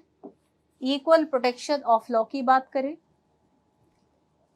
ये अमेरिकन कॉन्स्टिट्यूशन से हमने लिया, ठीक है, क्लियर है। इक्वालिटी बिफोर लॉ ये कहता है एब्सेंस ऑफ एनी प्रिविलेज। एक अगली बात तो यही हो गई कि एब्सेंस ऑफ एनी प्रिविलेज की अगर हम बात करें तो ये किस में आएगा? इक्वालिटी बिफोर लॉ में या इक्वल प्रोटेक्शन ऑफ लॉ में? तीन बातें इसमें शामिल है। इक्वालिटी बिफोर लॉ जो कि हमने ब्रिटेन से लिया है कि किसी के पास किसी तरह का विशेषाधिकार नहीं होगा, ये पहली बात है। दूसरी बात इसमें लिखा गया है equal subjection of all person, equal subjection of all. किसका equal subjection? To the ordinary law, to the, अगर लॉ जो है वह ऑर्डिनरी है तब इसका इक्वल सब्जेक्शन सभी के लिए होगा, सभी के लिए इक्वली अप्लाई होगा। And no person is above the law, no person, कोई भी पर्सन लॉ के ऊपर नहीं है, no one can above the law. So equality before the law की अगर हम बात करें, ठीक है, अब देखो इन दोनों में भी नेगेटिव पॉजिटिव की बात करेंगे, ये जो है वह आपका नेगेटिव कॉन्सेप्ट है, और इक्वल प्रोटेक्शन ऑफ लॉ की बात करें, ये जो कॉन्सेप्ट है ये आपका पॉजिटिव कॉन्सेप्ट है। सबका अपना अपना नेचर होता है ना नेगेटिव पॉजिटिव का, तो एक कॉन्सेप्ट नेगेटिव है, एक पॉजिटिव है। अमेरिकन कॉन्स्टिट्यूशन से इक्वल प्रोटेक्शन ऑफ लॉ जो है वह हमने लिया है, ठीक है। अब देखो इक्वल प्रोटेक्शन ऑफ लॉ कहता है this principle ensure that the law apply equally to all person in similar circumstances. अगर सिमिलर सर्कमस्टांसेस है तब ऐसे में एक जैसी परिस्थितियां है तब आप एक जैसा बिहेव करोगे, तो इसमें कुछ सर्कमस्टांसेस की जो बात है वह की गई थी, ठीक है। तो यहाँ पर देखो equal protection of law advocate a reasonable classification, क्योंकि ये हो सकता है कि जैसे कि अगर हम पीएम सीएम की बात करें या वीवीआईपीस की बात करें और हम नॉर्मल सिटीजन्स की बात करें तो एक डिस्टिंक्शन तो दोनों में है, ठीक है। अगर हिरण को किसी और ने मारा होता, सलमान खान ने मारा इसलिए बचा हुआ है, ठीक है, किसी और ने मारा होता हिरण को तब ऐसे में क्या होता। तब इसमें आपको बच्चे याद रखना है कि रीजनेबल जो क्लासिफिकेशन है उस बात की इजाजत ये देता है। This mean there are people on one side whose relevant circumstances, so different category की इसमें बात की गई है कि अगर सेम क्लास है डिफरेंट कैटेगरी है देन ऐसे में जो सर्कमस्टांसेस है वो यहाँ पर आपको याद रखने हैं, तो treating different situation like not necessary required, ठीक है। सो ये कुछ बातें हैं, ये सारी चीजें आपको इसमें याद रखनी है। चलिए एक क्वेश्चन देखो जरा, 2018 का क्वेश्चन है, which of the following are regarded as the main feature of the rule of law. Rule of law जो है वह क्या कहता है, rule of law A V Dicey का कॉन्सेप्ट है, और यहाँ पर जब हम इक्वालिटी बिफोर लॉ की बात करते हैं, इक्वालिटी बिफोर लॉ में ये इक्वालिटी बिफोर लॉ में ही शामिल है रूल्स वाला, ठीक है। सो इसका आंसर क्या होगा, limitation of power, equality before the law, people responsibility to the government and liberty and civil rights, ठीक है। तो ये आप मुझे कमेंट्स में बताएंगे कि ये जो 2018 का क्वेश्चन है कि रूल ऑफ लॉ की इंपॉर्टेंट, अगर नहीं है तो पढ़िए, आपको पीपीटी वेबसाइट में दिए हुए हैं, ठीक है, और यहां से मुझे आप आंसर करेंगे।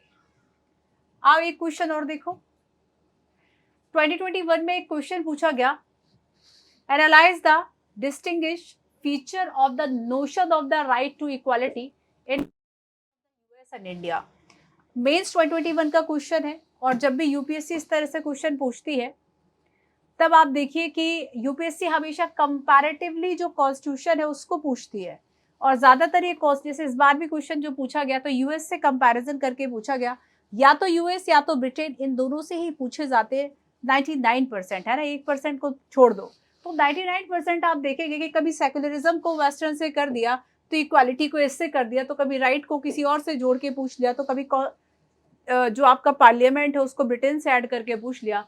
तो यहाँ पर आपको main feature notion of the right to equality की अगर हम बात करेंगे, देखो एक बात मैं आपको एक हिंट दे देती हूँ, आप उससे लिख लीजिएगा बच्चों, अगर हम यूएस की बात करेंगे तो यूएस में इक्वालिटी हो, यूएस में फ्रीडम हो, वहां पे हर एक चीज को जो डिफाइन किया गया है ना उसे इंडिविजुअल को ध्यान में रखते हुए डिफाइन किया गया है कि ये जो इंडिविजुअल पर्सन है इसकी खुशी, ये जो इंडिविजुअल पर्सन है, मतलब हर एक चीज का एक्सप्लेनेशन आपने कैसे कर दिया, इंडिविजुअली कर दिया।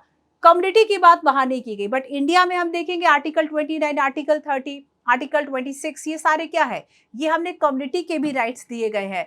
तो इंडिया और यूएस में जो मेन डिफरेंस है वह इस बात का है कि इंडियन कॉन्स्टिट्यूशन में कम्युनिटी के जो राइट्स है, माइनॉरिटी के जो राइट्स है उसको भी रिकॉग्नाइज किया गया है, बट अगर हम यूएस की बात करें तो यूएस में हर एक बात को, हर एक चीज को किस तरीके से डिफाइन किया गया, इंडिविजुअली, पर्सन के अकॉर्डिंगली, ठीक है।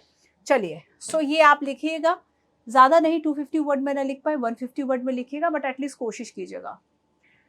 क्वेश्चन नंबर 2 है, which one of the following category of the fundamental right incorporate protection against untouchability as the form of the discrimination. Prelims 2020 का क्वेश्चन है, यूपीएससी ने 2020 में पूछा था किस में शामिल है। मैंने आपको बता दिया, बहुत like a piece of cake, हलवा क्वेश्चन है ये तो भाई। राइट अगेन एक्सप्लॉइटेशन किस में शामिल है आपका, ये प्रोटेक्शन अगेंस्ट अनटचेबिलिटी, आर्टिकल 17 है ना। आर्टिकल 17 किस में शामिल है, क्या बताया मैंने आपको। हो सकता है कुछ बच्चे भूल गए हो, कुछ बच्चों को सच में हलवा लग रहा हो, लेकिन मुझे, मैं चाहती हूँ आप एक बार चीजों को ध्यान देख ले कि भाई जो आपकी किताबों में दिया रहता है, जो टेक्स्ट पढ़ने की आदत डालो, वीडियो से ज्यादा टेक्स्ट पढ़ने की आदत डालो। क्लास देख ली, समझ में आ गया, खुद से पढ़ा, समझ में नहीं आया, क्लास देखी, थोड़ा सा ज्ञान चक्षु खुल गए, कुछ कुछ इंसाइट्स मिल गए, खुद से थोड़ा सा टेक्स्ट पढ़ने की हैबिट डालो। उसकी मेरा यूपीएससी बहुत कठिन है, डगर बनघट की, सुना है ना एक गाना। तो यहाँ पर देखो कहाँ लिखा है, abolition of untouchability, article 17। Question हमारी आंखों के सामने होता है, बट कभी कभी हम लापरवाही से जो पढ़ते हैं, बिटवीन द लाइन कुछ चीजें हम छोड़ देते हैं, वहां से यूपीएससी क्वेश्चन पूछता है, हमें लगता है क्वेश्चन कहाँ से आया, क्वेश्चन वहीं से आया और कोई टफ नहीं था। इस तरह के क्वेश्चन आप टफ मानेंगे। आंखों के सामने जो चीज लिखी है, पता है, बार बार बार हर टीचर बोल रहा है पॉलिटी का कि भाई राइट से क्वेश्चन आता है, राइट से क्वेश्चन आता है, पढ़ लो, और वो भी इंपॉर्टेंट राइट, पहले ही राइट है, राइट टू इक्वालिटी। तो ये लिखा है एबोलिशन ऑफ, उसने पूछा कहाँ इनकॉर्पोरेट है, यही तो पूछा। ऊपर क्या लिखा है, राइट टू इक्वालिटी लिखा है। अब ढूंढ लो राइट टू इक्वालिटी का है, कहाँ लिखा है राइट टू इक्वालिटी, दिख रहा है क्या? राइट टू इक्वालिटी दिख रहा है ऑप्शन नंबर डी में, बस यही तो आंसर है। राइट टू इक्वालिटी आंसर, इसमें पूछा था प्रोटेक्शन आगे अनटचेबिलिटी जो है किस कैटेगरी में यहाँ पर इसको इनकॉर्पोरेट किया गया है, किस कैटेगरी में इनकॉर्पोरेट किया गया है। So right to equality. अगर आप इसको लिख पाए इस क्वेश्चन को, है ना, तो आप मुझे कहाँ पे भेजोगे, मैं आपको एक मैसेज डाल दूंगी और उस मैसेज में मैं लिख दूंगी वाईटी प्रारंभ, माफ की, हाँ वाईटी प्रारंभ, ठीक है, वाईटी प्रारंभ मैं उसमें लिख दूंगी और लिख दूंगी राइट्स। तो आप इसके नीचे जो कमेंट करेंगे, उस कमेंट में अपनी जो पीडीएफ है मैं अपलोड कर देना, मैं चेक कर लूंगी, ठीक है। चलिए, क्वेश्चन समझ में आए, थोड़ा सा आगे चले। अब इक्वालिटी की बात तो हो गई, लेकिन एक आर्टिकल 16 भी हमें पढ़ना है। देखो बच्चों, अगर हम इक्वालिटी की बात करें तो इक्वालिटी का हमें एक पैराडॉक्स जो है हमें फेस करना पड़ता है कि जब हम बात इक्वालिटी इक्वालिटी करते हैं, but we face we face inequality also. हमें चारों तरफ इनइक्वालिटी जो है वह दिखाई देती है। सो हम एक पैराडॉक्स जो है, एक विरोधी बात जो है, एक कॉन्ट्राडिक्शन जो है वह फील करते हैं कि हम कह तो रहे हैं। आपने एक बचपन में कहावत सुनी होगी, शिकारी आएगा जाल बिछाएगा दाना डालेगा, जाल में मत फंसता। आप कह ये रहे हो, लेकिन कहते कहते जाल पे बैठते भी हो और दाना भी खाते हो और शिकारी आपको ले भी जाता है। तो यहाँ पर क्या होता है ना कि आपको समटाइम्स इक्वालिटी कहना और इक्वालिटी होना, अगर आज आप देखेंगे पूरे वर्ल्ड में, ये बात केवल इंडिया की नहीं कह रही हूँ मैं, ऑल ओवर द वर्ल्ड कह रही हूँ, आपको चारों तरफ इनइक्वालिटी दिखाई देती है। और जो वर्ल्ड इनइक्वालिटी रिपोर्ट है वो ये कहती है, ये 20% बन गया ना, कि जो ये 20% पार्ट है टोटल वेल्थ का, ये 80% लोगों के पास है, और जो ये 80% वेल्थ का पार्ट है ये 20% लोगों के पास है। तो ये ऐसा तो है नहीं कि आपने कोई ऐसा देखा है कि 50-50 का रेशियो होगा तब भी समझ में आता। वर्ल्ड इनइक्वालिटी रिपोर्ट को आप देखेंगे, ये आपके लिए होमवर्क है, पढ़ने की आदत डालो, फिर वही कहूंगी, तैयार करो। इनइक्वालिटी को तैयार करना आपके यूपीएससी के सिलेबस में है, वर्ल्ड इनइक्वालिटी रिपोर्ट, और इस रिपोर्ट को इनकॉर्पोरेट कर लेना इंडिया के डेटा के साथ। इसमें आप इंडिया के भी फैक्ट देखिए, आपको हो सकता है हाफ एन आवर लगे, पर आपका एक ऐसा टॉपिक तैयार हो जाएगा। और देख लीजिएगा इनइक्वालिटी को लेकर यूपीएससी ने अब तक कैसे क्वेश्चन पूछे हैं, उस पर आंसर राइटिंग करना, बस हो गया टॉपिक तैयार। इतना ही करना पड़ता है, डिमांड को समझो, क्वेश्चन कहाँ से आते हैं। अब देखो बच्चे, आर्टिकल 16 हमें ये कहता है, आर्टिकल 16 क्लॉज 4 की हम बात करेंगे, और उसमें यह कहा जाता है, nothing in this article shall prevent the state from making any provision for the reservation of the appointment of post in favor of any backward classes citizen। Article 16 clause 4 ये कहता है कि स्टेट के पास ये राइट है कि जो backward classes के जो सिटीजन उनके लिए रिजर्वेशन कर सकता है, और ऐसा तब करेगा जब स्टेट को ये लगे कि इनके पास इनएटिकेट परसेंटेज है, इनका जो इसमें पार्टिसिपेशन है वह इनएटिकेट है। तो आर्टिकल 16 क्लॉज 4 बहुत इंपॉर्टेंट है। सो यहाँ पर हम बात करते हैं कि इक्वालिटी ऑफ स्टेटस, अपॉर्चुनिटी, ये सारी बातें तो हम कर रहे हैं, लेकिन उसके बावजूद इनइक्वालिटी हमें दिखाई देती है। और इसके लिए तो यहाँ पर जो रिजर्वेशन है वह इक्वालिटी को ही, रिजर्वेशन क्या है, इक्वालिटी को ही प्रमोट करने का एक तरीका है, अगेंस्ट नहीं है कॉन्स्टिट्यूशन के। ये बात समझ में आई? बहुत सारे लोगों को लगता है कि जो इक्वालिटी है वो इस तरफ है और जो रिजर्वेशन है वो दूसरी साइड है। ऐसा नहीं है, ये रॉन्ग है। इक्वालिटी को ही प्रमोट करने का तरीका है रिजर्वेशन। ठीक है, रिजर्वेशन में क्या किया जाता है, जैसे कि आप देखिए ये फाइनल गोल है जो सोसाइटी को अचीव करना है इक्वालिटी का। कुछ लोगों ने रेस यहाँ से शुरू की, कुछ लोगों ने रेस यहाँ से शुरू की। जिनने यहाँ से शुरू की उनके पास बेसिक था, इनके पास बेसिक नीड इनकी फुलफिल थी, बेसिक नीड फुलफिल थी और इसलिए इनके पास फूड था, सब कुछ था, इसलिए इनको एजुकेशन और आगे बढ़ने में काफ़ी आसानी हुई।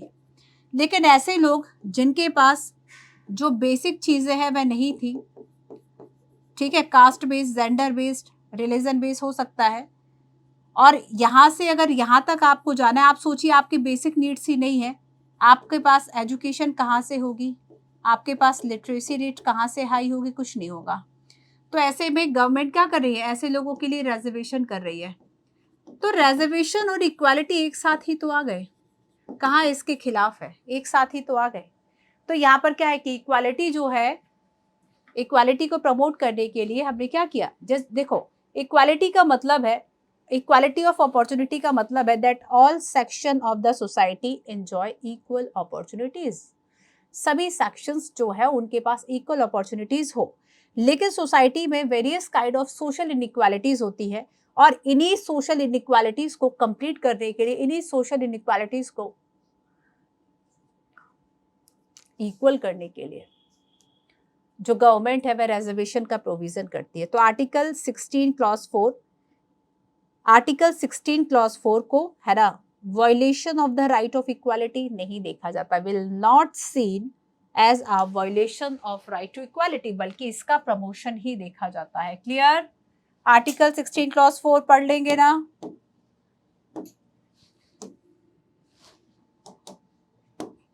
Article 16 clause 4,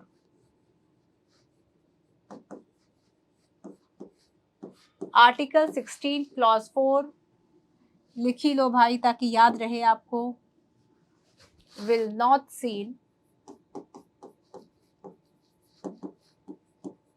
article 16 clause 4 will not be seen as a, will not be seen as a violation of equality। Article 16 clause 4 कहता क्या है कि स्टेट जो है वो बैकवर्ड सेक्शन के लिए रिजर्वेशन कर सकता है अगर लगता है कि इनएटिकेट रिप्रेजेंटेशन है तो। ठीक है, ये क्लियर हो गया। आगे चल ले, इक्वालिटी की बात हमारी हो गई, आगे चलते हैं और थोड़ी सी बात फ्रीडम की करते हैं।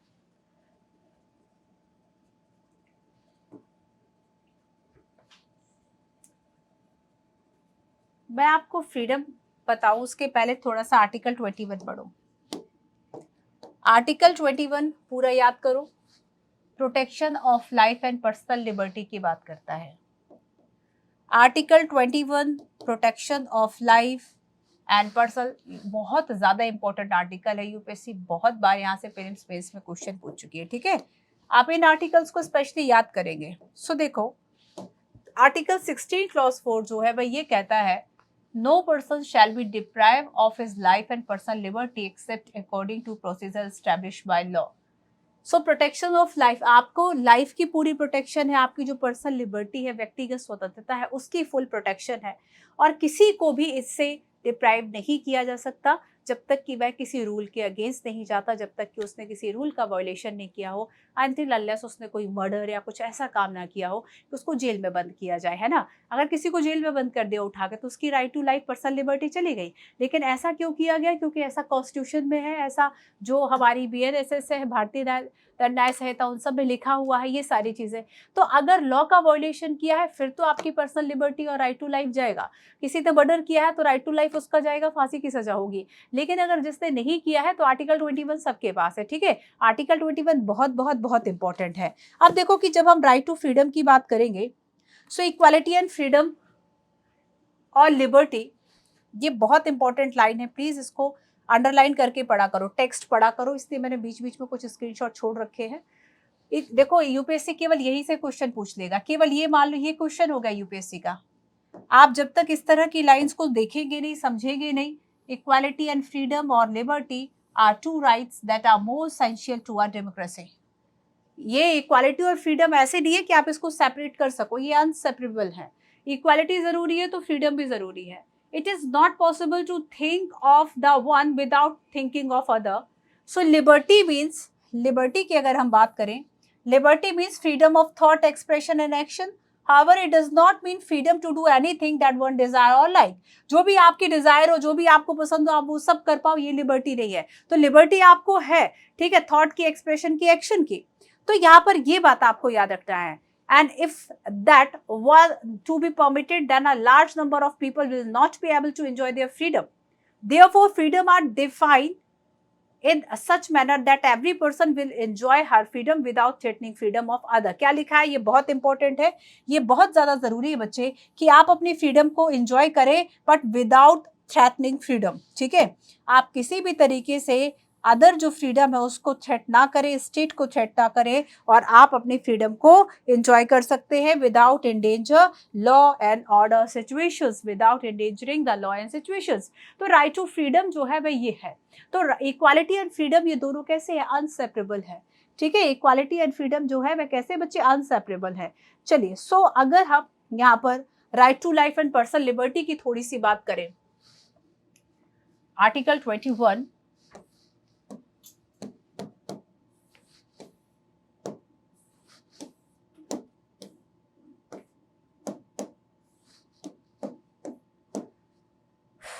ठीक है। तो राइट टू फ्रीडम 19 से लेके 22 तक दी गई है, ठीक है। एंड ये कॉर्नर स्टोन है डेमोक्रेसी का एंड इंडिविजुअल लिबर्टी का। और यहाँ पे कई सारी जो हमें सुविधाएं हैं वह दी गई है। And they serve as a shield against arbitrary action and ensure that citizen can exercise their right without undue interference. So right to freedom की अगर हम बात करें कि गवर्नमेंट जो है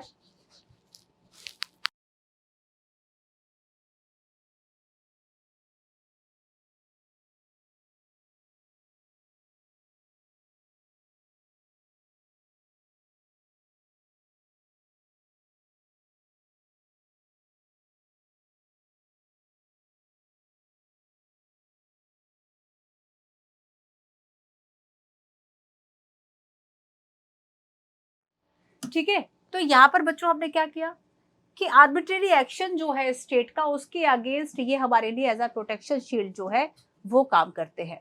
अब देखो, right to life and personal liberty इस बात को कहती है कि अगर आपने राइट टू लाइफ दी है, बहुत छोटा सा पैराग्राफ जो है वह आपके एनसीईआरटी बुक में दिया हुआ है, बहुत छोटा सा पैराग्राफ है जो मैं आपको समझा देती हूँ, क्योंकि इसको बहुत ज्यादा एक्सप्लेनेशन आप अपने स्टैंडर्ड में पढ़िएगा। इसमें तो बहुत सारे क्लॉज सब क्लॉज आपको ऐसे मिल जाते हैं जो आपको पढ़ने होते हैं। फिलहाल मैं आपको ये बता दूं कि देखो, किसी भी जो सिटीजन है, आर्टिकल 21 कहा गया, फिर से देखो आर्टिकल 21 क्या कहता है बच्चे कि प्रोसीजर एस्टैब्लिश बाय लॉ। अगर प्रोसीजर है एस्टैब्लिश बाय लॉ है तब आपकी जो फ्रीडम है उसको लिया जा सकता है, अदरवाइज नहीं, ठीक है। तो no citizen can be deny his और her life except by procedure laid out under the article, under the law में लिखा हुआ है तब तो आपको उस फ्रीडम से डिनाई किया जाएगा, अदरवाइज नहीं। और जैसे कि इसमें कहा कि देखो, अगर किसी पर्सन को अरेस्ट किया जाता है, किसी भी, अगर हम किसी पर्सन के अरेस्ट करने की बात करें, आर्टिकल 20 कहता है protection in respect of conviction for offences, कि अगर किसी को मान लीजिए आपने गिरफ्तार किया है तो ऐसे पर्सन के पास राइट टू डिफेंड है himself by a lawyer of his choice also, ये खुद को डिफेंड कर सकता है, ठीक है। और ये मैंडेटरी है कि पुलिस जो है उस पर्सन को नियरेस्ट मजिस्ट्रेट के पास विद इन 24 आवर जो है वह पेश करे। अब यूपीएससी ने क्वेश्चन पूछा कि आपने जिसे गिरफ्तार किया है, ठीक है, आपने जिसे गिरफ्तार किया है, क्या आप उसे 24 आवर की जगह उसने 12 बार पूछ लिया था कि 12 बार में पेश करे, तो ये रॉन्ग स्टेटमेंट था। 12 घंटे में नहीं बल्कि 24 घंटे की बात इसमें पूछी गई थी। आओ जरा इस क्वेश्चन को देखो। आर्टिकल 20 क्या कहता है? चलिए खैर ये क्वेश्चन थोड़ा सा डिटेलिंग है, इतनी जरूरत नहीं है। इस क्वेश्चन को देखिए, 2018 का क्वेश्चन है। ये क्वेश्चन भी इसी तरह के बेसिक से निकल के आते हैं। प्रश्न देखो बच्चे,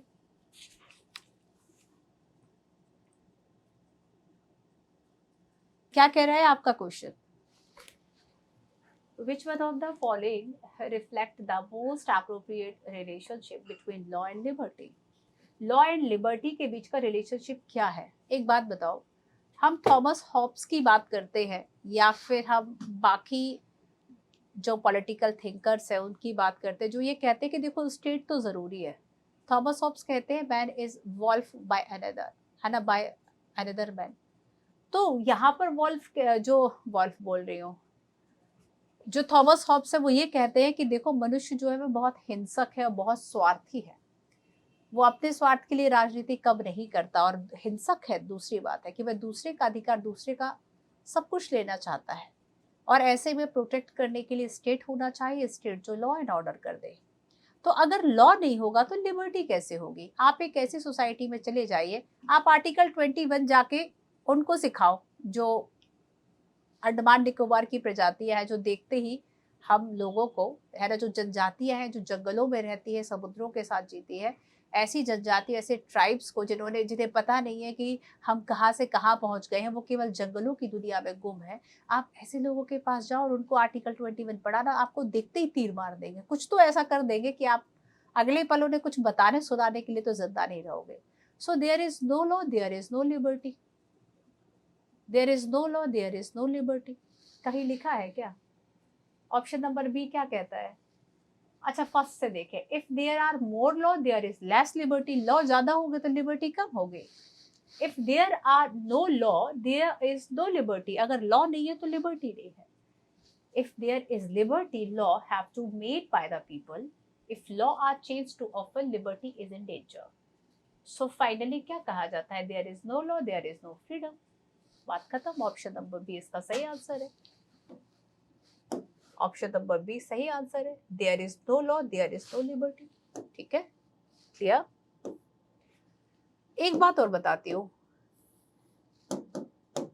सोमनाथ लाहिड़ी जी का नाम आपने सुना होगा।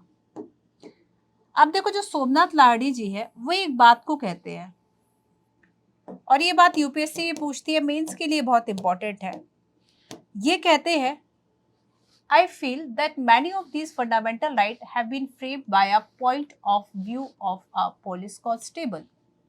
ये क्या कहते हैं? Point of view of a police constable. इन्होंने कहा कि देखो, जो ज्यादातर लॉ बनाए गए हैं वो पुलिसिया दृष्टिकोण से बनाए हैं। For example article 19 clause 1, article 19 clause 2। Article 19 clause 1 आपको कुछ राइट्स देता है, और आर्टिकल 19 क्लॉज 2 धीरे से क्लॉज 2 जो है वो रिस्ट्रिक्शंस को इम्पोज कर देता है कि अगर आपके बोलने से मोरालिटी और सोशल एक्शन जो है अगर वो प्रभावित होते हैं, देन ऐसे में आप पर रिस्ट्रिक्शंस लगाया जाता है। तो ये कहते हैं कि you will find that very minimum right have been conceded and are almost invariably followed by a provision.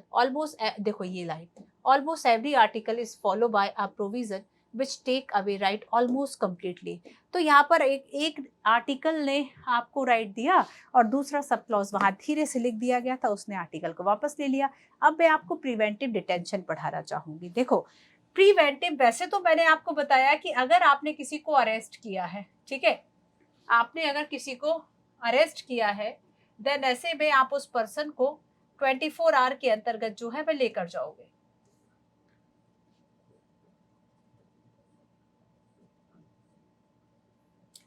ठीक है, आपने अगर किसी पर्सन को अरेस्ट किया है तो आप उसे विद इन 24 आवर मजिस्ट्रेट, केवल समझो इस बात को, आप पढ़ते रहिएगा बाद में, 24 आवर के अंतर्गत आप क्या करोगे, उसे मजिस्ट्रेट के पास लेकर जाओगे। बट आपने किसी को प्रिवेंटिव डिटेंशन के तहत आपने किया, जैसे कि आपने किसी ने ऑफेंस कमिट किया, किसी ने कोई अपराध किया, तो जनरली आपने क्या किया कि उस पर्सन को जो है वो गिरफ्तार किया, लेकिन आपने उसको ग्राउंड बता दिया कि आपको इस आधार पर गिरफ्तार किया गया था। ग्राउंड तो बताओ कि भाई अरेस्ट कर रहे हो तो।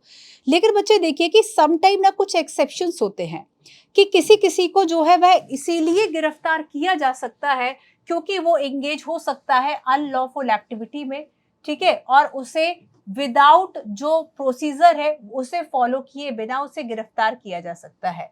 तो किसी पर्सन को देखो, यहाँ पर हम देयर आर एक्सेप्शन, और हम इस एक्सेप्शन की बात कर रहे हैं कि अगर ऐसा है कि कोई अपराध करने वाला है, कोई दंगे भड़काने वाला है, आपने उसको गिरफ्तार कर लिया, अपराध किया नहीं है, आपने उसको पहले ही गिरफ्तार कर लिया, नजरबंद कर लिया, तो that is called preventive detention, निवारक नजरबंदी, है ना।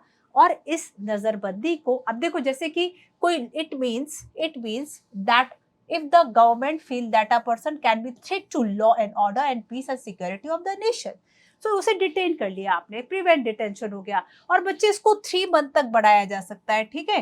3, अगर आपने किसी को इसके तहत गिरफ्तार किया, 3 मंथ तक आप उसे गिरफ्तार, आप जैसे कई लोग जवानी हो जाते भाई 3 महीने के पहले, तो छूटने का कोई चांस नहीं, उन्हें ऐसे ही डिटेन कर लिया जाता है। अब देखो, सो बेसिकली आप देखेंगे कि there are clear tension between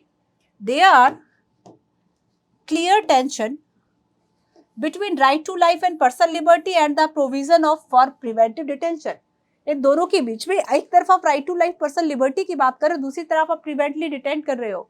तो ये जो प्रिवेंटिव डिटेंशन है, इन दोनों के बीच में एक टेंशन जो है वो दिखाई देती है।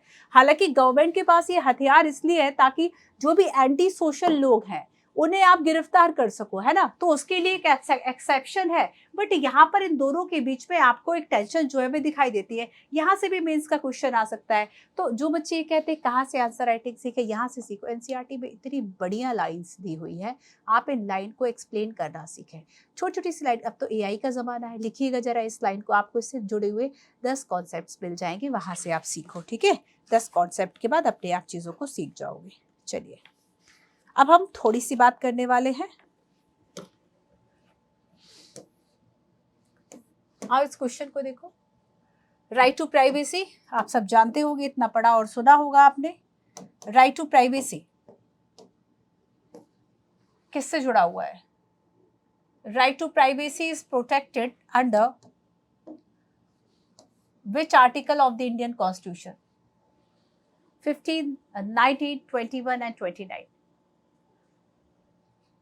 आपको मुझे 19 एंड 21 में हो सकता है कुछ बच्चे कंफ्यूज हो रहे हो, आप मुझे राइट टू प्राइवेसी का बताएंगे क्योंकि बहुत पढ़ा दिया, बड़ा सरल क्वेश्चन है, ठीक है।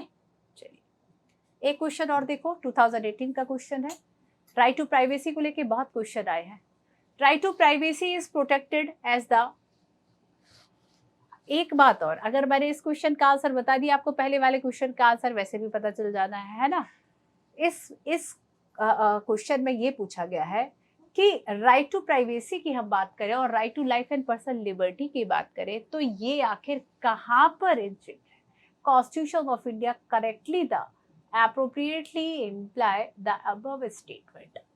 क्या 14 और 42nd अमेंडमेंट आर्टिकल्स याद करो, बस वही बता रहे हैं इसमें। क्या 17 और स्टेट ऑफ पॉलिसी डीपीएसपी? क्या 21 और पार्ट 3? यस एग्जैक्टली, आंसर है इसका article 21 and part 3। Article 21 and part 3, ये इसका आंसर है ना। आर्टिकल 21 एंड पार्ट 3, इसमें ये जो है वह शामिल है। क्लियर? एक और केस बताती हूँ, और वो है आपका, यूपीएससी ने क्वेश्चन पूछा, which article of the constitution of India safeguard one's right to marry the person of one's choice? अपनी पसंद के व्यक्ति से शादी करना। ध्यान रखना, शादी करना, right to marry is not a fundamental right. Right to marry ऐसा नहीं कि आप 18 साल के हो गए, गवर्नमेंट ने इलीगल एक एज बना रखी है कि लड़का लड़की क्योंकि लड़का है तो 21, लड़की है तो 18, आप हो गए तो आप कोर्ट चले जाओ, हमारी शादी नहीं हो रही, शादी करा दो। तो right to marry is not a fundamental right. But अगर आपको किसी पर्सन से शादी करनी है, कोई करने नहीं दे रहा है, तो वो आपका फंडामेंटल राइट है। और ये किस में ज़रूरी है, किस में है, 19, 21, 25 या 29। हादिया केस एक हुआ था, और हादिया केस में जो हादिया के पेरेंट्स हैं, ठीक है, इन्होंने ये कहा था कि ये जो है वो इन्होंने जो शादी की है, ठीक है, तो केस लगा दिया था कि इन्हें अपहरण कर दिया और ये सारी चीज़ें। जब बाद में केस सामने आया तो सुप्रीम कोर्ट ने कहा कि भाई उसने शादी कर ली और वो एडल्ट है, शादी कर सकती है, क्योंकि राइट टू मैरी आप जिससे करना चाहते हैं the person of one's choice, आप कर सकते हैं, क्योंकि आर्टिकल 21 का हिस्सा है। तो ये आर्टिकल 21 में आपके चला गया, समझ गए इस बात को, किस में चला गया, आर्टिकल 21। हर चीज़ जो लाइफ से जुड़ी हुई है वो अगर आपसे कभी भी पूछा जाता है तो इसमें आपका चला जाएगा। चलिए, ये अच्छा, मैंने आपको 23 और 24 बता दिए कि आपका traffic in human being and force labour article 23 है। और बच्चों की अगर हम बात करेंगे, हजार जॉब में आप नहीं रख सकते, तो ये है आपका आर्टिकल 24।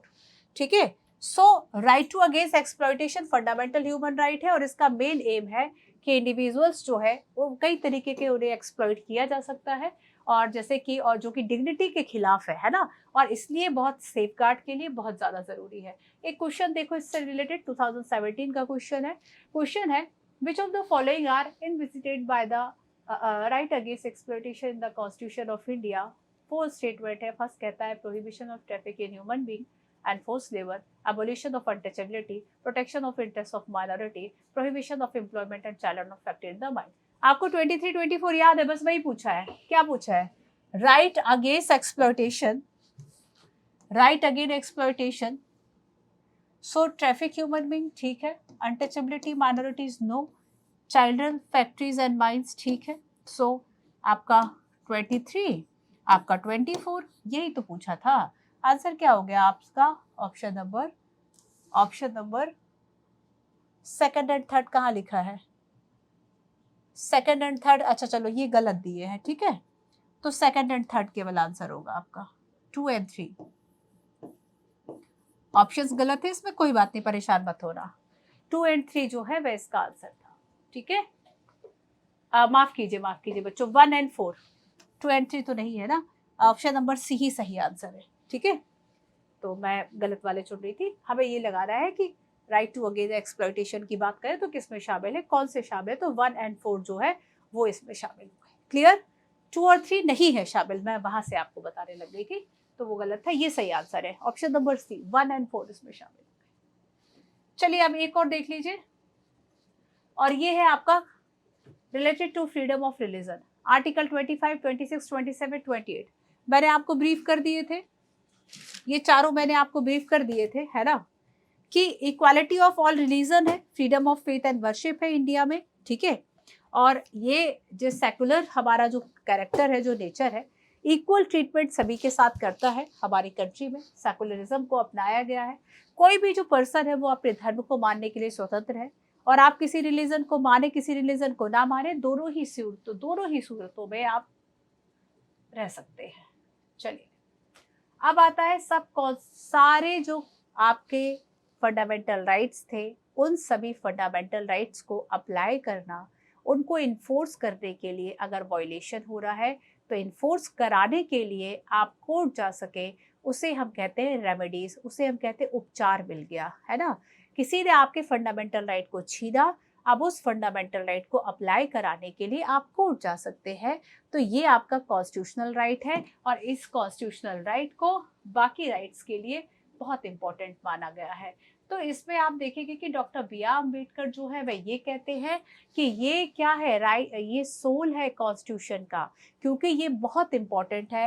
डेमोक्रेसी के लिए राइट इंपॉर्टेंट है, और आपको अगर राइट दिए गए हैं तो उन राइट के वायलेशन पे आप कोर्ट जा सके, आप उसको इन्फोर्स करा सके, ये इम्पॉर्टेंट है, समझे।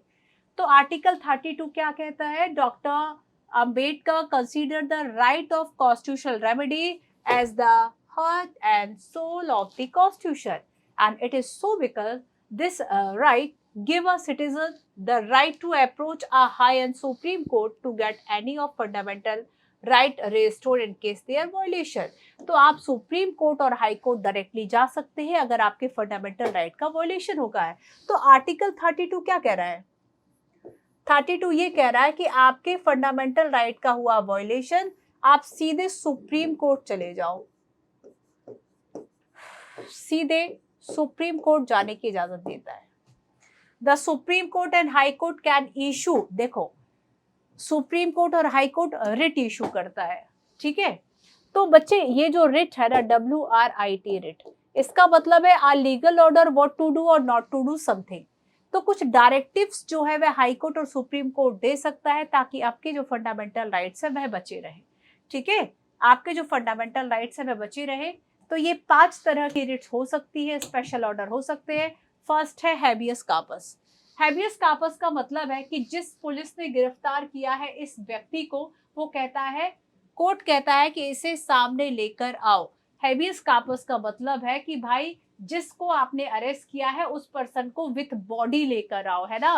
हैबियस कार्पस बंदी प्रत्यक्षीकरण हिंदी है इसका। habeas corpus का मतलब है a writ of habeas corpus mean that the court order that the arrested person should be presented before it.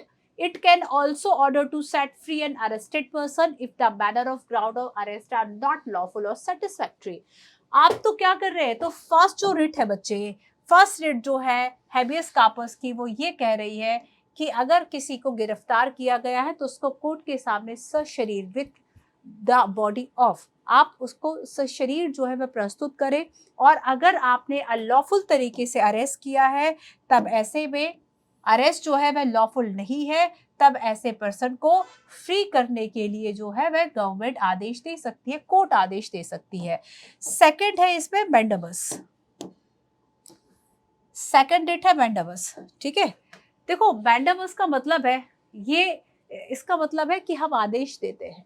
That means the writ is issued when the court find that a particular office holder is not doing legal duty and there is infringing on the right of individual. आप क्या कर रहे हैं कि अगर कोई officer है और उस ऑफिस होल्डर से वो कोई लीगल ड्यूटी अपनी परफॉर्म नहीं कर रहा है और किसी के इंडिविजुअल के जो राइट है वह इम्पैक्ट हो रहे हैं, तो उसको उस ड्यूटी को करने के लिए कहा जाता है और उसके लिए जो मैंडेबस है वह इशू किया जाता है, ठीक है। नेक्स्ट है प्रोहिबिशन। प्रोहिबिटेड का मतलब क्या होता है, रोक देना। तो कभी क्या है कि किसी के पास अथॉरिटी थी नहीं और अथॉरिटी के आगे जाके काम कर रहा था, तो कोर्ट ने कहा ऐसे कैसे भाई अथॉरिटी के आगे चले जाओगे। So when a lower court has consider a case going beyond it's jurisdiction, आप अपने ज्यूरिसडिक्शन के बाहर जा रहे हो, तो हायर कोर्ट जो है वो लोअर कोर्ट को इशू करेगा। तो अब यूपीएससी क्वेश्चन पूछता है कि ऐसी कौन सी रिट है जो हायर कोर्ट लोअर कोर्ट को इशू करता है, तो उसमें आ गया आपका prohibition. Next is quo warranto.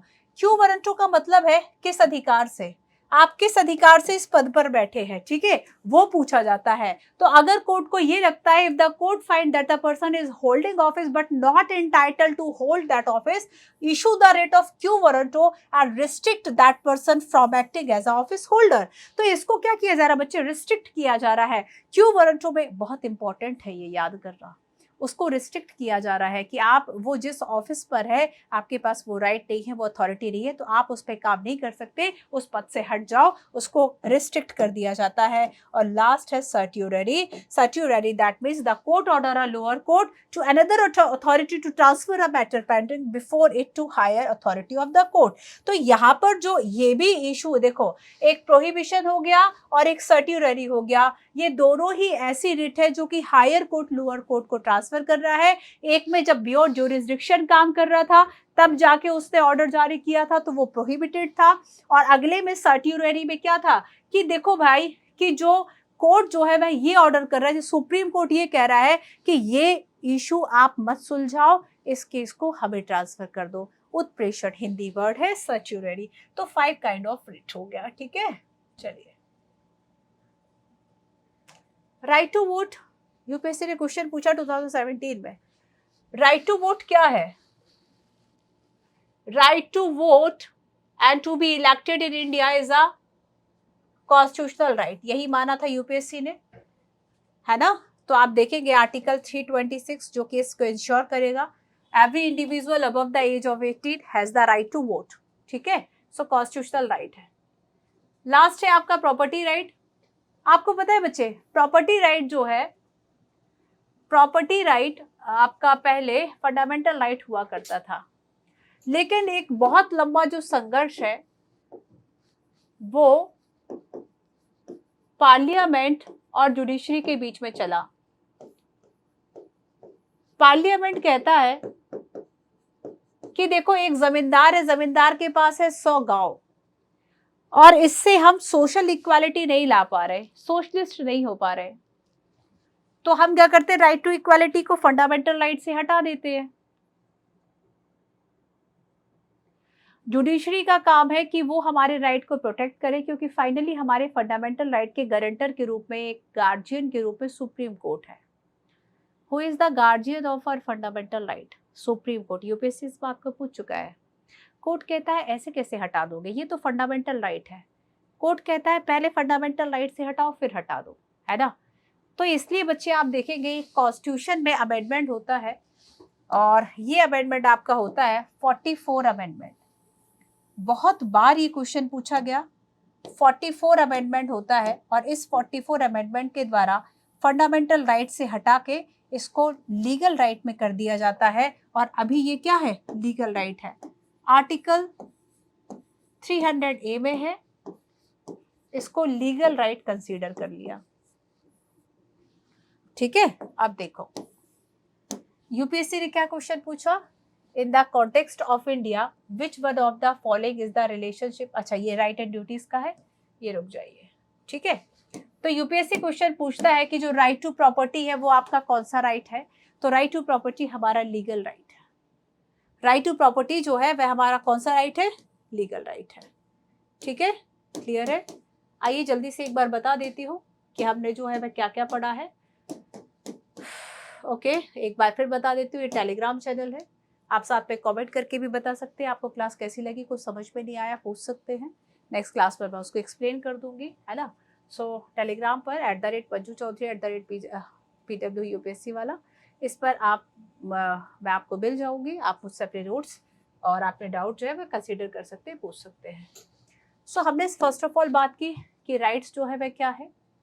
ठीक है, और राइट टू एजुकेशन हमें मिल जाएगा क्योंकि डेवलपमेंट के लिए ज़रूरी है, डिग्निटी वेलबींग के लिए ज़रूरी है। राइट टू ड्रग नहीं मिलेगा क्योंकि ये इंजूरियस है हेल्थ के लिए। So what I want and designated as a right, there is some distinction in between. And इसके अलावा हमने बात की कि कुछ लीगल राइट्स होते हैं, कुछ कॉन्स्टिट्यूशनल राइट होते हैं, कुछ फंडामेंटल राइट्स होते हैं, और इन तीनों के बीच में क्या क्या अंतर है। हायरार्की में सबसे टॉप पे फंडामेंटल राइट है, सबसे ब्रॉडेस्ट लीगल राइट है, बट वो सबसे कम प्रोटेक्टेड है ना। और कॉन्स्टिट्यूशनल राइट और फंडामेंटल राइट, इन दोनों के बीच का रिलेशन हम देखें तो all fundamental right is constitutional right, but not all fundamental right is consider as a fundamental right. ठीक है, तो कॉन्स्टिट्यूशनल राइट सभी जो है वो फंडामेंटल राइट नहीं है। कुछ क्वेश्चंस की बात की, फंडामेंटल राइट्स को समझा कि मैग्ना कार्टा है इंडिया का। पार्ट 3 आर्टिकल 1235, मुझे उम्मीद है आप पूरे याद कर लेंगे। और कुछ इसकी विशेषताएं, फीचर्स की हमने बात की। एंड फंडामेंटल राइट, ये तो क्वेश्चंस है। ठीक है, राइट टू इक्वालिटी, फ्रीडम, ये सब याद करना है बच्चों। 4-6 बार कम से कम रीडिंग करा करो, पढ़ा करो। ठीक है, आर्टिकल 13 को समझा कि अगर कोई लॉ जो है वह इनकंसिस्टेंट है विद फंडामेंटल राइट तो इसे वॉइड डिक्लेयर किया जाएगा। आर्टिकल 13 आपको एक ग्राउंड देता है कि आप न्यायिक समीक्षा कर सके, जुडिशियल रिव्यू कर सके। जुडिशियल रिव्यू में ये चेक किया जाता है कि कोई भी लॉ जो है वह कॉन्स्टिट्यूशन के खिलाफ तो नहीं है, फंडामेंटल राइट के खिलाफ तो नहीं है। ठीक है, और अगर खिलाफ है तो इसको वॉइड घोषित कर दिया जाता है। ठीक है, राइट टू इक्वालिटी, कुछ क्वेश्चंस देखे। राइट टू इक्वालिटी में 2 बातें सीखी, equality before the law, equal protection of the law. एक ब्रिटेन से लिया, एक यूएस से लिया है। ठीक है, चलिए याद कर लीजिएगा बच्चे। कुछ चीज़ें आपको एक्स्ट्रा दी है जो कि आपके फंडामेंटल फाउंडेशन के आगे है, पढ़ लीजिएगा, बड़े इंपॉर्टेंट है। ये क्वेश्चन आपको दिया है, लिखेंगे तो भेज दीजिएगा। चलिए, आर्टिकल 16 क्लॉज 4 की बात की कि स्टेट बैकवर्ड के लिए रिजर्वेशन कर सकता है, लगता है कि इनएडिक्वेट रिप्रेजेंटेशन है and will not be seen as a violation of the equality. So reservation क्या है, इक्वालिटी को प्रमोट करने का एक तरीका है। ठीक है, आर्टिकल 21 राइट टू फ्रीडम की बात की, पढ़ते रहिएगा, आर्टिकल्स को याद करते रहिएगा। ठीक है, 19-20 क्वेश्चंस देख लेना, 1-2 क्वेश्चंस आपके लिए छोड़ दिए प्रैक्टिस के लिए। सोमनाथ लाहिड़ी जी क्या कहते हैं कि almost every article is follow by a provision which take away the right almost completely, वापस जो है वह हमसे ये ले लेता है, ठीक है। और इसके अलावा प्रिवेंटिव डिटेंट की बात की, इसको एज अ मेंस का आंसर लिखने की कोशिश कीजिएगा। ये जो लाइंस है ना, आप मेंस पे प्रैक्टिस कीजिएगा, कर पाए तो आप मुझे भेजिएगा, ठीक है। अगर ये बात आपने सुनी है आप मुझे भेजेंगे ये लिख के। राइट टू प्राइवेसी पढ़ लीजिएगा एक बार, राइट टू प्रॉपर्टी को पढ़ लीजिएगा, ठीक है। राइट अगेन एक्सप्लॉयटेशन हो गया, एंड बाकी राइट्स भी आपके हो गए। Right to constitutional remedies, habeas corpus, mandamus, prohibition, quo warranto and certiorari हो गया, ठीक है। राइट टू वोट की बात हो गई, राइट टू प्रॉपर्टी की बात हो गई, और इस तरीके से हमारी राइट्स की बात हो गई। सो मिलते हैं हम अपने नेक्स्ट क्लास पे, और अगर आपके कोई कंसर्न या कमेंट्स हैं तो बच्चे हमें ज़रूर बताएं, ठीक है। चलिए बच्चों, so good luck to all, मिलते हैं अपने नेक्स्ट क्लास पे। Thank you.